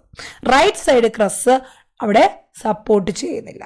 സോ സ്റ്റൊമക്ക് ബെഡ് അല്ലാതെ വരുന്നത് എന്താണ്? സ്റ്റൊമക്ക് ബെഡ് അല്ലാതെ വരുന്നത് option C, right crus of diaphragm ആണ് കറക്റ്റ് ഓപ്ഷൻ. ഇനി ഇതിന്റെ ആൻസർ നോക്കൂ. സ്റ്റൊമക് ബെഡിൽ എന്തൊക്കെ പാർട്ടുകൾ വരുന്നുണ്ട്? ലെഫ്റ്റ് ക്രസ് ഓഫ് ഡയഫ്രം വരുന്നുണ്ട്, പാൻക്രിയാസിന്റെ ബോഡി മുതൽ ടെയിൽ വരെ വരുന്നുണ്ട്, സ്പ്ലീനിക് ആർട്ടറി വരുന്നുണ്ട്, ട്രാൻസ്വേഴ്സ് കോളം വരുന്നുണ്ട്, ലെഫ്റ്റ് കിഡ്നിയും ലെഫ്റ്റ് സുപ്രാറീനൽ ഗ്ലാൻഡും വരുന്നുണ്ട്, സ്പ്ലീൻ വരുന്നുണ്ട്, ലെഫ്റ്റ് കോളിക് ഫ്ലെഷർ വരുന്നുണ്ട്. ബാക്കി 3 ഓപ്ഷനും ഇവിടെ തെറ്റാണ്. കാരണം അത് 3ഉം സ്റ്റൊമക് ബെഡിൽ വരുന്നതാണ്. സ്റ്റൊമക് ബെഡിൽ വരാത്തത് right crus of the diaphragm മാത്രമേ ഉള്ളൂ. Okay, you understood? നെക്സ്റ്റ് 6ാമത്തെ ക്വസ്റ്റ്യൻ. അപ്പൊ നമുക്ക് 5 മാർക്ക് കിട്ടി. ഇനി 6ാമത്തെ question. Hormone secreted by parts anterior of pituitary gland. Question from endocrine system. It is very very important question. 5 മാർക്കിനും 10 മാർക്കിനും ക്വസ്റ്റ്യൻസ് അനാട്ടമിയിലും ഫിസിയോളജിയിലും ചോദിക്കാവുന്ന ഇമ്പോർട്ടൻ്റ് ആയിട്ടുള്ള ചാപ്റ്റർ ആണ് എൻഡോക്രൈൻ സിസ്റ്റം അല്ലെങ്കിൽ എൻഡോക്രൈൻ ഗ്ലാൻഡ്സ്. അതിൽ നമ്മുടെ മാസ്റ്റർ ഗ്ലാൻഡ് എന്നറിയപ്പെടുന്നത് നമ്മുടെ തലയിൽ, നമ്മുടെ ബ്രെയിനിൻ്റെ ഉള്ളിൽ കാണപ്പെടുന്ന പിറ്റ്യൂട്ടറി ഗ്ലാൻഡ് ആണ്. ഒരു പയർമണിയുടെ അത്ര മാത്രം വലിപ്പമുള്ള വളരെ ചെറിയൊരു gland pituitary gland, but it has the capacity to control whole body. All other endocrine glands are controlled by pituitary gland. That's why it is known as master gland. എന്നാൽ നിങ്ങൾക്ക് ഇവിടെ ക്വസ്റ്റ്യൻ എന്താ ചോദിച്ചിരിക്കുന്നത്? പിറ്റ്യൂട്ടറി ഗ്ലാൻഡിന്റെ പാർട്സ് ആന്റീരിയർ സെക്രീറ്റ് ചെയ്യുന്ന hormone ഏതാണ്? കാരണം pituitary ഗ്ലാൻഡിന് anterior part ഉണ്ട്, posterior part ഉണ്ട്, ഇന്റർമീഡിയറ്റ് പാർട്ടും ഉണ്ട്. ആന്റീരിയറും പോസ്റ്റീരിയറുമാണ് പ്രധാനമായിട്ട് നമ്മൾ പറയുന്നെങ്കിലും അതിന് സെൻട്രൽ ആയിട്ട് ഇന്റർമീഡിയറ്റും ഉണ്ട്. ഇതിൽ ഓരോ ഭാഗങ്ങളും സ്പെസിഫിക് ആയിട്ടുള്ള ഹോർമോൺസുകൾ പ്രൊഡ്യൂസ് ചെയ്യുന്നുണ്ട്. ഇവിടെയും നമുക്ക് 2 ഓപ്ഷൻ ഒഴിവാക്കാം. നമുക്ക് കൃത്യമായിട്ട് അറിയാം പോസ്റ്റീരിയർ ഗ്ലാൻഡിൽ കളക്ട് ചെയ്യുന്നതും ഹൈപ്പോതലാമസ് പ്രൊഡ്യൂസ് ചെയ്യുന്നതുമായിട്ടുള്ള 2 ഹോർമോണുകൾ ഏതൊക്കെയാണ്? ഓക്സിറ്റോസിനും വാസോപ്രസിൻ. വാസോപ്രസിൻ അല്ലെങ്കിൽ ആന്റി ഡയറോട്ടിക് ഹോർമോൺ അല്ലെങ്കിൽ ADH. ഈ 2 ഹോർമോണും പോസ്റ്റീരിയർ പിറ്റ്യൂട്ടറി ഗ്ലാൻഡിൽ ഉള്ളതാണ്. അത് പോസ്റ്റീരിയർ പിറ്റ്യൂട്ടറി ഗ്ലാൻഡ് സെക്രീറ്റ് ചെയ്യുന്നതാണോ? അല്ല. ഹൈപ്പോതലാമസ് സെക്രീറ്റ് ചെയ്ത് പോസ്റ്റീരിയർ പിറ്റ്യൂട്ടറി ഗ്ലാൻഡിൽ കളക്ട് ചെയ്യുക മാത്രം, കളക്ട് ചെയ്ത് ആവശ്യാനുസരണം റിലീസ് ചെയ്യുക മാത്രം ചെയ്യുന്ന ഒരു 2 ഹോർമോണാണ് ഓക്സിറ്റോസിനും വാസോപ്രസിൻ. സോ അതോടെ നമ്മൾ 2 ഓപ്ഷൻ ഒഴിവാക്കി. ഇനി നമുക്ക് അറിയേണ്ടത് ഗ്രോത്ത് ഹോർമോണും melanocyte stimulative hormone. Melanocyte stimulative hormone is the only one hormone produced by the intermediate lobe of the pituitary എന്നോ അല്ലെങ്കിൽ ആന്റീരിയറിൽ തന്നെ സെൻട്രൽ പാർട്ട്, ആന്റീരിയർ ഗ്ലാൻഡിന്റെ ഏറ്റവും ഉള്ളിൽ ഭാഗത്ത്, മിഡിലായിട്ട്, അതിന്റെ ഉള്ളിലായിട്ട് കാണപ്പെടുന്ന നമ്മുടെ ആന്റീരിയർ പോസ്റ്റീരിയറിനും ഇടയ്ക്കായിട്ട് കാണപ്പെടുന്ന പാർട്ടിൽ നിന്നാണ് ഈ ഒരു മെലനോസൈറ്റ് സ്റ്റിമുലേറ്റീവ് ഹോർമോൺ പ്രൊഡ്യൂസ് ചെയ്യുന്നത്. എന്നാൽ ആന്റീരിയർ പിറ്റ്യൂട്ടറി പ്രൊഡ്യൂസ് ചെയ്യുന്നതാണ് ഗ്രോത്ത് ഹോർമോൺ എന്ന് പറയുന്നത്. ഗ്രോത്ത് ഹോർമോൺ മാത്രമല്ല ഇനിയും വേറെ ഹോർമോൺസും ഉണ്ട്. സോ കറക്റ്റ് ഓപ്ഷൻ എന്താണ്? Growth hormone. Option B, growth hormone. Understood how we got correct answer? First we eliminated the wrong answers. 2 option. Whatever options we are sure it is not correct answer for the question. അത് രണ്ടും നമ്മൾ eliminate ചെയ്തു. അതിനുശേഷം 2 ഓപ്ഷനിൽ നിന്നും കൃത്യമായിട്ട് നമ്മൾ correct answer കണ്ടെത്തി. ഇനി ഇവിടെ നോക്കൂ, ഇതാണ് നമ്മുടെ എൻഡോക്രൈൻ സിസ്റ്റം. എൻഡോക്രൈൻ സിസ്റ്റത്തിൽ നമ്മുടെ തലയിൽ തുടങ്ങി ഗൊണാഡ്സ് വരെയുള്ള എല്ലാ ഗ്ലാൻഡുകളും, hypothalamus, pituitary gland, thyroid gland, adrenal gland, pancreas, pineal gland, parathyroid gland, പിന്നെ നമ്മുടെ ശരീരത്തിൽ ചില മറ്റ് എൻഡോക്രൈൻ ഓർഗൻസ്, അതായത് സെക്കൻഡറി എൻഡോക്രൈൻ ഫങ്ഷൻസ് ചെയ്യുന്ന organs, heart, thymus, adipose tissue, digestive tract, kidney, gonads, ഇതെല്ലാം ഓരോന്നും സെക്രീറ്റ് ചെയ്യുന്ന ഹോർമോൺസ് കൃത്യമായിട്ട് ഇവിടെ മെൻഷൻ ചെയ്തിട്ടുണ്ട്. ഇവിടെ നിങ്ങൾക്ക് കാണാം ആന്റീരിയർ ലോബ് സെക്രീറ്റ് ചെയ്യുന്ന GH ഗ്രോത്ത് ഹോർമോൺ എന്നറിയപ്പെടുന്നത്. എന്നാൽ അവിടെ മെലനോസൈറ്റ് സ്റ്റിമുലേറ്റീവ് ഹോർമോൺ ഉണ്ടെങ്കിലും അത് നമ്മുടെ ആന്റീരിയർ ലോബിലല്ല, പകരം അതിന്റെ ഉൾഭാഗത്ത്, അതായത് പാസ് ഇന്റർമീഡിയയിലാണ്. ഇവിടെ നിങ്ങൾക്ക് സ്ട്രക്ചർ കാണാം. ആന്റീരിയർ ലോബ്, ഇത് മിഡിൽ പാർട്ട്, ഇത് പോസ്റ്റീരിയർ ലോബ്. പോസ്റ്റീരിയർ ലോബിൽ എന്തൊക്കെയാണെന്ന് നമ്മൾ പറഞ്ഞു, ADH മോക്സിറ്റോസിനും. ആന്റീരിയർ ലോബ് അല്ലെങ്കിൽ പാഴ്സ് ഡിസ്റ്റാൽസ് പ്രൊഡ്യൂസ് ചെയ്യുന്നതാണ് TSH, ACTH, FSH, LH, prolactin growth hormone. Parse ഇന്റർമീഡിയ ആണ് മെലനോസൈറ്റ് സ്റ്റിമുലേറ്റീവ് ഹോർമോൺ പ്രൊഡ്യൂസ് ചെയ്യും. So correct option growth hormone ആണ്. കാരണം ഗ്രോത്ത് ഹോർമോൺ ആണ് ഇവിടെ പ്രൊഡ്യൂസ് ചെയ്യുന്നത്, ആന്റീരിയർ പിറ്റ്യൂട്ടറിയിൽ പ്രൊഡ്യൂസ് ചെയ്യുന്നത്. മെലനോസൈറ്റ് പാർട്സ് ഇന്റർമീഡിയ അല്ലെങ്കിൽ ഇന്റർമീഡിയറ്റ് ലോബ് ആണ് പ്രൊഡ്യൂസ് ചെയ്യുന്നത്. നെക്സ്റ്റ് നമ്മുടെ 6 1-word ക്വസ്റ്റ്യൻസ് ഇവിടെ കഴിഞ്ഞു. 6 മാർക്കും നമുക്ക് അവിടെ കിട്ടി. ഇനി നമുക്ക് അടുത്ത് പോകേണ്ടത് ഒരേ ഒരു 10 മാർക്കിന്റെ എസ്സേ ഉണ്ട്. അവിടെ ഏതർ ഓർ ഓപ്ഷൻസ് ഒന്നുമില്ല. ചില യൂണിവേഴ്സിറ്റികളിൽ നിങ്ങൾക്ക് 2 ക്വസ്റ്റ്യൻസ് തന്നിട്ട് ഏതെങ്കിലും ഒന്ന് സെലക്ട് ചെയ്യാൻ പറയാറുണ്ട്. പക്ഷെ എല്ലാ യൂണിവേഴ്സിറ്റിയിലും ഇല്ല. കേരള യൂണിവേഴ്സിറ്റിയിലും രാജീവ് ഗാന്ധി യൂണിവേഴ്സിറ്റിയിലും അതില്ല. ഒരു ക്വസ്റ്റ്യൻ തരും, നിങ്ങൾ ആ ഒരു ക്വസ്റ്റ്യന് കൃത്യമായിട്ട് ആൻസർ ചെയ്യുക തന്നെ വേണം. 10 മാർക്കിനാണ് എസ്സേ, മാക്സിമം 10 മാർക്കിനേ ഉള്ളൂ. ക്വസ്റ്റ്യൻ കാണുമ്പോൾ തന്നെ നിങ്ങൾക്ക് അറിയാം ക്വസ്റ്റ്യനിൽ 2 or 3 പാർട്ട് ക്വസ്റ്റ്യൻസ് അവിടെ ഉണ്ടാകും. ഇവിടെ നോക്കൂ, റീസെന്റ് ആയിട്ട് നടന്ന എക്സാമിന് ചോദിച്ചത് name any 4 endocrine organs, describe thyroid gland detail. ഞാൻ ഓൾറെഡി നിങ്ങളോട് പറഞ്ഞു, വളരെ ഇമ്പോർട്ടന്റ് ആയിട്ടുള്ള ഒരു ചാപ്റ്റർ ആണ് endocrine system. 10 mark, 5 mark, 2 mark, 1 mark, ഏത് രീതിയിൽ വേണമെങ്കിലും അനാട്ടമിയിലും ഫിസിയോളജിയിലും ക്വസ്റ്റ്യൻസ് ഒരുപോലെ ചോദിക്കാൻ ചാൻസ് ഉള്ള ചാപ്റ്റർ ആണ്. അപ്പൊ അവിടെ ഒരു എസ്സേ എങ്ങനെ എഴുതി തുടങ്ങണം, നിങ്ങളുടെ ഡൗട്ടിലോട്ട് ഞാൻ എത്തുകയാണ്. എസ്സേ എഴുതി തുടങ്ങുമ്പോൾ എപ്പോഴും എസ്സേക്ക് ഒരു സ്ട്രക്ചർ ഉണ്ട്. ആദ്യം നിങ്ങൾ അതിനൊരു ഇൻട്രൊഡക്ഷൻ കൊടുക്കണം. ഇൻട്രൊഡക്ഷൻ എന്നൊരു ഹെഡിങ് അവിടെ കൊടുക്കേണ്ട ആവശ്യമില്ല. പകരം ഏത് സിസ്റ്റമാണോ ചോദിച്ചിരിക്കുന്നത്, റെസ്പിറേറ്ററി സിസ്റ്റം ആണോ, ഡൈജസ്റ്റീവ് സിസ്റ്റം ആണോ, റീനൽ സിസ്റ്റം ആണോ, എൻഡോക്രൈൻ സിസ്റ്റം ആണോ, കാർഡിയോവാസ്കുലർ സിസ്റ്റം ആണോ, ഏത് സിസ്റ്റത്തിലാണോ ക്വസ്റ്റ്യൻ വന്നിരിക്കുന്നത് ആ സിസ്റ്റത്തിനെ കുറിച്ച് ഒരു 3 or 4 സെന്റൻസ് ഒരു ഇൻട്രൊഡക്ഷൻ നിങ്ങൾ കൊടുക്കുക. അതിനുശേഷമാണ് ഇതിന്റെ first part answer. Name any 4 endocrine organs. നമ്മൾ എൻഡോക്രൈൻ സിസ്റ്റത്തിനെ കുറിച്ച് എക്സ്പ്ലെയിൻ ചെയ്തു. അതിനുശേഷം എൻഡോക്രൈൻ സിസ്റ്റത്തിലുള്ള ഓർഗൻസ് ഏതൊക്കെയാണെന്ന് വിശദീകരിക്കുക. ഇവിടെ നോക്കൂ, നമ്മൾ എൻഡോക്രൈൻ ഗ്ലാൻഡുകൾ ഏതൊക്കെ പറഞ്ഞു. Hypothalamus is endocrine gland, pituitary gland is endocrine gland, thyroid gland, adrenal gland, pancreas, pineal, parathyroid gland. ഇത്രയും ഗ്ലാൻഡുകൾ നിങ്ങൾക്ക് അവിടെ ലിസ്റ്റ് ഡൗൺ ചെയ്യാം. 1 by 1 ആയിട്ട് ലിസ്റ്റ് ഡൗൺ ചെയ്യാം. 1, 2, 3, 4, 5, 6 എന്ന് പറഞ്ഞ് അവിടെ ലിസ്റ്റ് 4 ആണ് എഴുതാൻ പറഞ്ഞത്. പക്ഷെ നിങ്ങൾക്ക് ഏതൊക്കെ ഗ്ലാൻഡുകൾ അറിയാമോ അതെല്ലാം ലിസ്റ്റ് ഡൗൺ ചെയ്യാം. സോ ഇത്രയും ഇൻട്രൊഡക്ഷൻ എഴുതി ഈ ഒരു 4 പോയിന്റ് നിങ്ങൾ എഴുതി കഴിയുമ്പോൾ 2 മാർക്ക് നിങ്ങൾക്ക് കൃത്യമായിട്ട് അവിടെ കിട്ടും. ആ 2 മാർക്ക്, 1/2 മാർക്ക് പോലും അവർ കുറയ്ക്കത്തില്ല. പകരം നിങ്ങൾ എസ്സേ ഡയറക്ട്ലി ഈ ഒരു 4 വേർഡ് മാത്രം, 4 എൻഡോക്രൈൻ ഗ്ലാൻഡ് മാത്രം എന്ന് എഴുതി വെച്ചാൽ അവരവിടെ 1 മാർക്ക് തരും. അതേ തരത്തുള്ളൂ, അതിൽ കൂടുതൽ തരത്തില്ല. കാരണം എസ്സേ എന്ന് പറയുമ്പോൾ അതിനൊരു സ്ട്രക്ചർ അവിടെ മെയിൻറ്റെയിൻ ചെയ്യുക തന്നെ വേണം. അവിടെ 1 മാർക്ക് കിട്ടും. പകരം നിങ്ങൾ ഈ രീതിയിൽ എഴുതിയാൽ 2 മാർക്ക് അതുപോലെ കിട്ടും. ബാക്കി 8 മാർക്ക് വരുന്നത് സെക്കൻഡ് പാർട്ട് ക്വസ്റ്റ്യൻ ആണ്. Describe thyroid gland. എൻഡോക്രൈനിലെ ഏറ്റവും പ്രധാനപ്പെട്ട ഗ്ലാൻഡുകളിൽ ഒന്നാണ് തൈറോയ്ഡ് ഗ്ലാൻഡ്. ഇവിടെ അനാട്ടമിയിലാണ് തൈറോയ്ഡ് ഗ്ലാൻഡിനെ കുറിച്ച് ചോദിച്ചിരിക്കുന്നത്. സോ നെക്സ്റ്റ് നമ്മൾ തൈറോയ്ഡ് ഗ്ലാൻഡിനെ കുറിച്ച് വിശദീകരിക്കാൻ അല്ലെങ്കിൽ അതിന്റെ അനാട്ടമി എക്സ്പ്ലെയിൻ ചെയ്യാൻ പോവുകയാണ്.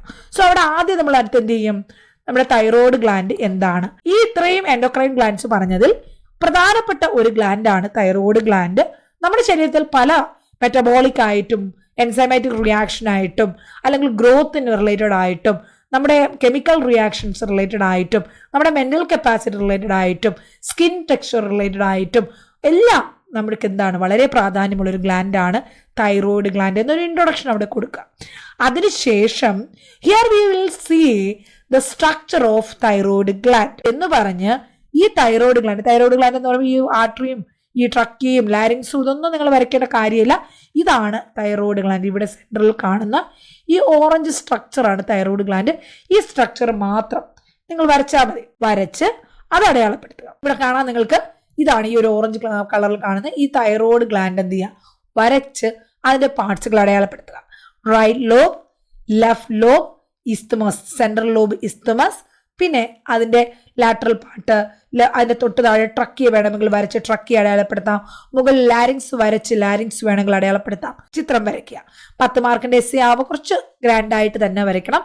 ഒരുപാട് ഭംഗി അതിന് കൂട്ടിക്കൂട്ടി സമയം കളയണമെന്നല്ല, ജസ്റ്റ് അത്യാവശ്യം ഒന്ന് നന്നായിട്ട് പാർട്സുകളൊക്കെ അടയാളപ്പെടുത്തണം. അതിനുശേഷം ഇനി നിങ്ങൾ എക്സ്പ്ലെയിൻ ചെയ്യാൻ പോകുന്നത് നമ്മൾ തൈറോയ്ഡ് ഗ്ലാൻഡിന്റെ ഓരോ പാർട്സിനെയും കുറിച്ചാണ്. സോ അതിനെക്കുറിച്ച് ഡീറ്റെയിൽ ആയിട്ട് എക്സ്പ്ലെയിൻ ചെയ്യാം. ഇവിടെ നിങ്ങൾക്ക് അതിന്റെ ഒരു ഷോർട്ട് നോട്ട് ഞാൻ ഇവിടെ കൊടുത്തിട്ടുണ്ട്. നിങ്ങൾക്കൊന്ന് വായിച്ച് നോക്കാവുന്നുള്ളൂ. വേണമെങ്കിൽ വീഡിയോ പോസ് ചെയ്ത് വായിക്കാം. അതല്ലെങ്കിൽ ജസ്റ്റ് ഒന്ന് ഞാൻ ചുരുക്കി ഒന്ന് വായിച്ച് പറഞ്ഞുതരാം. തൈറോയ്ഡ് ഗ്ലാൻഡ് എന്ന് പറയുന്നത് നമ്മുടെ നെക്കിൽ, കഴുത്തിന്റെ നമ്മുടെ ട്രക്കിയുടെ പുറത്തായിട്ട് lower part of the front and side of the neck കാണപ്പെടുന്ന ഒരു ഗ്ലാൻഡാണ്, എൻഡോക്രൈൻ ഗ്ലാൻഡാണ് തൈറോയ്ഡ് ഗ്ലാൻഡ്. ഇത് എവിടെ മുതൽ എവിടെ വരെ കാണുന്നു എന്ന് പറഞ്ഞാൽ അത് 1 വേർഡ് ക്വസ്റ്റ്യൻസ് ചോദിക്കാവുന്നതാണ്. തൈറോയ്ഡ് കാർട്ടിലേജിന്റെ, അതായത് നമ്മുടെ ട്രക്കിയൽ റിങ്ങിന്റെ 5ാമത്തെയും 6ാമത്തെയും ട്രക്കിയൽ റിങ്ങിനിടയിലായിട്ടാണ് ഈ ഒരു തൈറോയ്ഡ് ഗ്ലാൻഡ് ലൊക്കേറ്റ് ചെയ്തിരിക്കുന്നത്. അതിന് പിന്നിലായിട്ടുള്ള വെർട്ടിബ്രൽ കോളത്തിലാണെങ്കിൽ C5 സെർവിക്കൽ വെർട്ടിബ്രെ 5, 6, 7ഉം തൊറാസിക് വെർട്ടിബ്രെ 1 ഈ ഒരു ലെവലിനനുസരിച്ചിട്ടാണ് തൈറോയ്ഡ് ഗ്ലാൻഡ് അവിടെ ലൊക്കേറ്റ് ചെയ്യുന്നത്. തൈറോയ്ഡ് ഗ്ലാൻഡിൽ 2 ലോബുകളുണ്ട്. റൈറ്റ് എന്നും ലെഫ്റ്റ് എന്നുമാണ് അത് അറിയപ്പെടുന്നത്. ഇവ രണ്ടും ജോയിൻ ചെയ്യുന്ന സെൻട്രൽ പാർട്ടിനെ ഇസ്തമസ് എന്ന് പറയുന്നു. അതായത് ഇസ്തമസ് എന്ന് പറയുന്നത് ഒരു 3rd പിരമിഡൽ ലോബ് എന്നുള്ള രീതിയിലാണ് പറയുന്നത്. ഇതിനെ കവർ ചെയ്തുകൊണ്ട് 2 ക്യാപ്സ്യൂളുകളിൽ നമ്മുടെ തൈറോയ്ഡ് ഗ്ലാൻഡിനെ കവർ ചെയ്ത് 2 ക്യാപ്സ്യൂൾസ് കാണപ്പെടുന്നു. ഒന്ന് ട്രൂ ക്യാപ്സ്യൂളും മറ്റൊന്ന് ഫോൾസ് ക്യാപ്സ്യൂളും. തൈറോയ്ഡ് ഗ്ലാൻഡ് പെൺകുട്ടികളിൽ ആൺകുട്ടികളെക്കാളും വലുതായിട്ടാണ് കാണുന്നത്. Larger in females than males. ഇത്രയും പോയിന്റ്സുകൾ ആദ്യം ഒരു പാരഗ്രാഫായിട്ട് എഴുതാം. എൻഡോക്രൈൻ ഗ്ലാൻഡ് എവിടെ കാണുന്നു, ഏത് ട്രക്കിയൽ റിങ്ങിനനുസരിച്ചാണ് കാണപ്പെടുന്നത്, വെർട്ടിബ്രേസിൽ ഏതിന് ലെവലായിട്ട് കാണുന്നു, എത്ര ലോബുകളുണ്ട്, അത് ജോയിൻ ചെയ്തിരിക്കുന്ന പാർട്ട്, അതിൽ എത്ര ക്യാപ്സ്യൂൾ ഉണ്ട്, ഏതൊക്കെയാണ് ആ ക്യാപ്സ്യൂള്, ഫീമെയിലിൽ വലിപ്പം കൂടുതലാണ് പുരുഷന്മാരെക്കാൾ. ഇത്രയും കാര്യങ്ങൾ അവിടെ ഒരു പാരഗ്രാഫ് നിങ്ങൾക്ക് വിശദീകരിക്കാം. ഒരു പാരഗ്രാഫോ അല്ലെങ്കിൽ പല സ്റ്റെപ്സ് ആയിട്ടോ എഴുതാം. ഇനി ഈ ലോബുകളുടെ റിലേഷനാണ് പറയുന്നത്. റൈറ്റും ലെഫ്റ്റും ലോബുകൾ നമ്മൾ പറഞ്ഞു. ആ ലോബുകൾ കോണിക്കൽ ഷേപ്പാണ്. അത് ഓരോ കോണിനും അവിടെ എന്തുണ്ട്, എപ്പക്സും ഉണ്ട്, ബേസും ഉണ്ട്, 3 സർഫസുകളുണ്ട്, 2 ബോർഡർ ഉണ്ട്. ഇത്രയും എഴുതുക. ഓരോ ലോബും കോണിക്കൽ ഷേപ്പാണ്, എപ്പക്സ് ഉണ്ട്, ബേസ് ഉണ്ട്, 3 സർഫസ് ഉണ്ട്, 2 ബോർഡർ ഉണ്ട്. 3 സർഫസ് ഏതൊക്കെയാണ്? Lateral, medial, posterior. 2 ബോർഡർ ആന്റീരിയറും പോസ്റ്റീരിയറും. ഇനി എപ്പക്സ് എന്ന് പറയുന്നത് മുകളിലായിട്ട് സ്ലൈറ്റ്ലി ലാറ്ററലി ആയിട്ട് കാണപ്പെടുന്നതാണ് എപ്പക്സ്. ബേസ് എന്ന് പറയുന്നത് 4th അല്ലെങ്കിൽ 5th ട്രക്കിയൽ ലെവലിൽ കാണപ്പെടുന്നതാണ് ബേസ് ഓഫ് ദ ലോബ് അല്ലെങ്കിൽ തൈറോയ്ഡ് ഗ്ലാൻഡ്. നെക്സ്റ്റ് അതുപോലെ ലാറ്ററൽ സർഫസ് ഏതൊക്കെയാണ്? കോൺവെക്സ് ആണ്. ഈ ലാറ്ററൽ സർഫസ് എന്തുകൊണ്ട് കവർ ചെയ്തിരിക്കുന്നു? Sterno hyoid muscles, superior omo hyoid muscles, sterno cleidoid muscles, cleidomastoid muscles, sterno thyroid muscles. ഇത്രയും മസിൽസ് ആണ് ഈ ലാറ്ററൽ സൈഡിൽ ഈ ഒരു ലോബുമായിട്ട് ചേർന്ന് കാണപ്പെടുന്നത്. ലാറ്ററൽ സർഫസിൽ സ്റ്റെർണോ ഹയോയിഡ് മസിൽ, ഈ മസിൽ ഈ ഒരു പിക്ചറിൽ കാണുന്ന ഈ 4 muscles, sterno hyoid muscle, omo hyoid muscle, sterno cleidomastoid muscle, sterno thyroid muscles. ഇതുപോലെ ഓരോ പോയിന്റ്സ് നിങ്ങൾ ഡീറ്റെയിൽ ആയിട്ട് പഠിക്കണമെങ്കിൽ, ഇതുവരെ നിങ്ങൾ പഠിച്ചിട്ടില്ല, ഇനിയെങ്കിലും പഠിച്ചു തുടങ്ങണമെങ്കിൽ, പഠിക്കാൻ വളരെ കുറച്ച് സമയമേ ഉള്ളൂ. ധൈര്യമായിട്ട് നമ്മുടെ കോഴ്സിന് നിങ്ങൾ ജോയിൻ ചെയ്യുക. കോഴ്സിന് ജോയിൻ ചെയ്യുമ്പോൾ അന്ന് തന്നെ നിങ്ങൾക്ക് കംപ്ലീറ്റ് സിലബസ് ബേസ്ഡ് ക്ലാസ്സും നോട്ട്സും പഠിക്കേണ്ട ക്വസ്റ്റ്യൻസ് നിങ്ങൾക്ക് അവൈലബിൾ ആയിരിക്കും. ജോയിൻ ചെയ്യുന്ന അന്ന് മുതൽ നിങ്ങളുടെ എക്സാം വരെയും നിങ്ങൾക്കുണ്ടാകുന്ന എല്ലാ ഡൗട്ട്സും ക്ലിയർ ചെയ്ത് തരുന്നതായിരിക്കും. ഞങ്ങൾ തരുന്ന ക്വസ്റ്റ്യൻസിന് പുറമെ നിന്ന് ഒരു ക്വസ്റ്റ്യൻ നിങ്ങൾക്ക് എക്സാമിന് ഉണ്ടാവുകയും ഇല്ല. അത്രയും സെലക്റ്റീവ് ആയിട്ടുള്ള ക്വസ്റ്റ്യൻസ് ആണ് നിങ്ങൾക്ക് തരുന്നത്. അതുകൂടാതെ നിങ്ങൾക്ക് MCQ പ്രാക്ടീസ് ചെയ്യാൻ വേണ്ടി അതിന്റെ പ്രാക്ടീസ് ക്വസ്റ്റ്യൻസും തരുന്നതായിരിക്കും. താല്പര്യമുള്ളവർ ഓഫീസ് നമ്പറിൽ കോൺടാക്ട് ചെയ്യുക. 8891127927. ഇതാണ് നമ്മുടെ ഓഫീസ് നമ്പർ.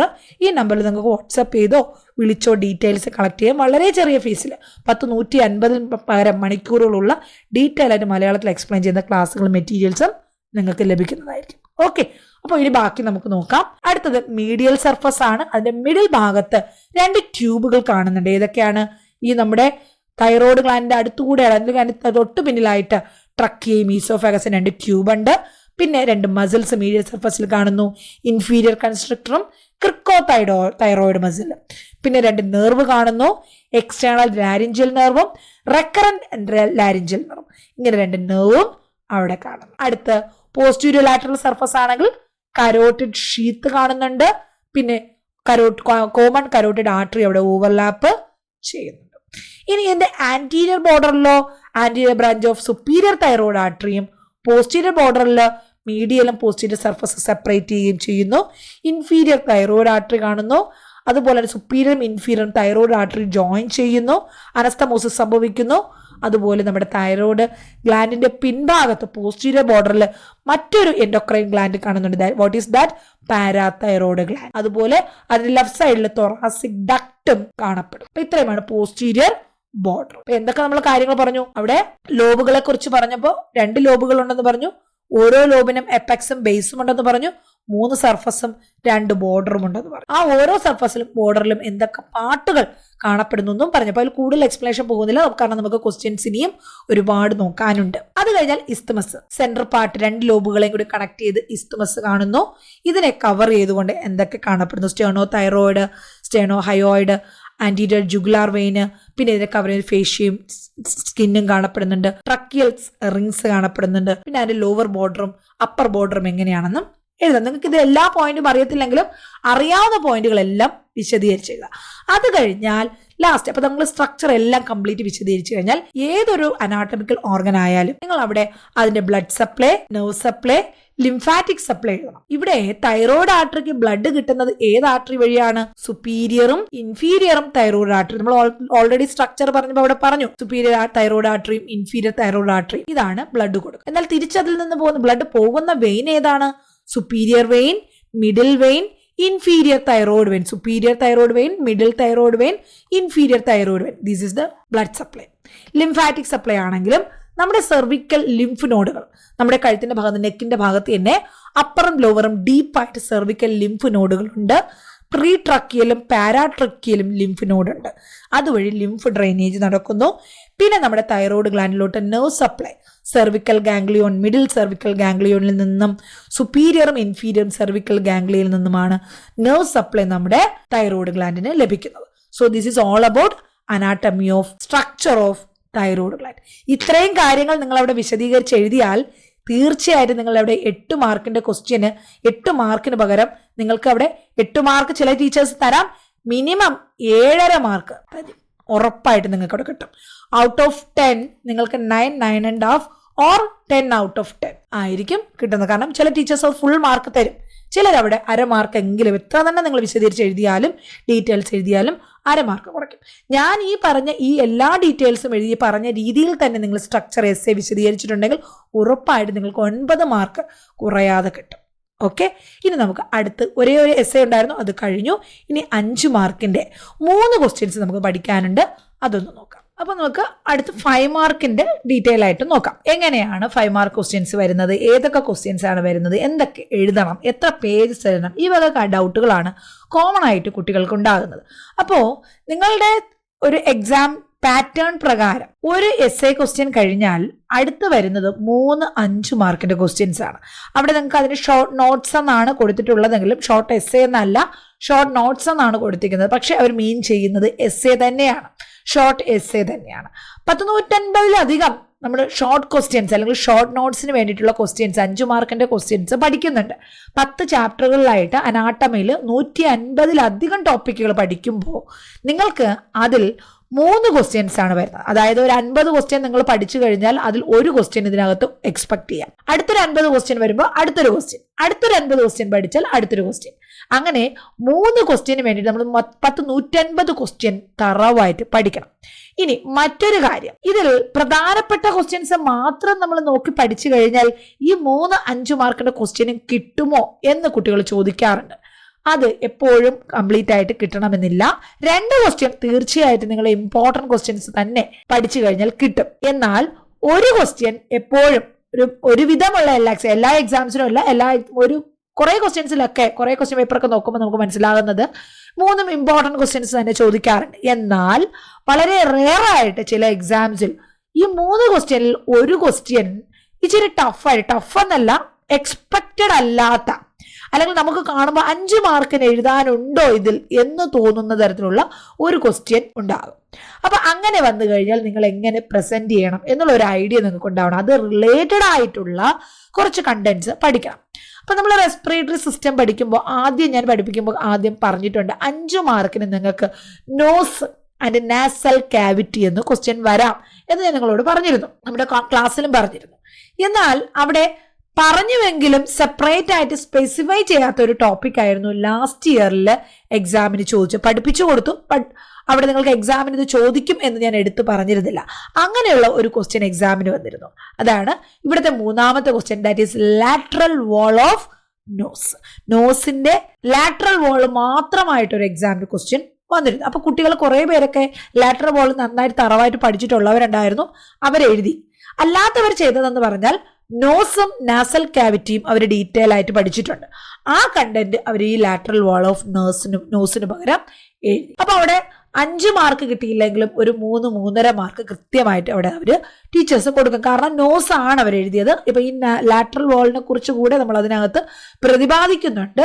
അപ്പൊ അതുകൊണ്ട് മെൻഷൻ ചെയ്യുന്നുള്ളത് കൊണ്ട് അവരവിടെ 3.5 മാർക്ക് അല്ലെങ്കിൽ 4 മാർക്ക് അവിടെ കൊടുക്കും. ഇനി അതല്ല, കറക്റ്റ് ലാറ്ററൽ വാളിനെ ക്ലിയർ ആയിട്ട് ഡീറ്റെയിൽ ആയിട്ട് എക്സ്പ്ലെയിൻ ചെയ്തിട്ടുണ്ടെങ്കിൽ അവിടെ 4.5 മാർക്ക്, ചിലപ്പോൾ 5 മാർക്കും കൊടുക്കുക തന്നെ ചെയ്യും. അപ്പൊ നമുക്ക് ഈ ക്വസ്റ്റ്യൻ പേപ്പറിലെ 3 ക്വസ്റ്റ്യൻസ്, 5 മാർക്കിന്റെ 3 ക്വസ്റ്റ്യൻസും 1 by 1 ആയിട്ട് നോക്കാം. First question, lateral wall of nose.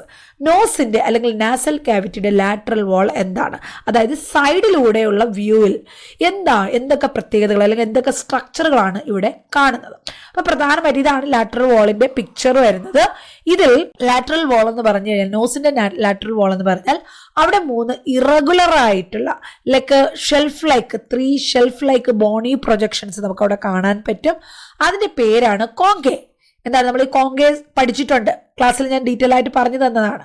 കോങ്കേ കാണുന്നു, 3 കോങ്കേകൾ കാണപ്പെടുന്നു. ഇറഗുലർ ആയിട്ടുള്ള 3 ഷെൽഫ് ലൈക്ക് ബോണി പ്രൊജക്ഷൻസ് കാണുന്നു. അതിന് കോങ്കേ അല്ലെങ്കിൽ മറ്റൊരു പേരിൽ എന്തെന്നാണ് പറയുന്നത്? ടെർമിനേറ്റ്സ് എന്നാണ് പറയുന്നത്. അവയുടെ പേരെന്താണ്?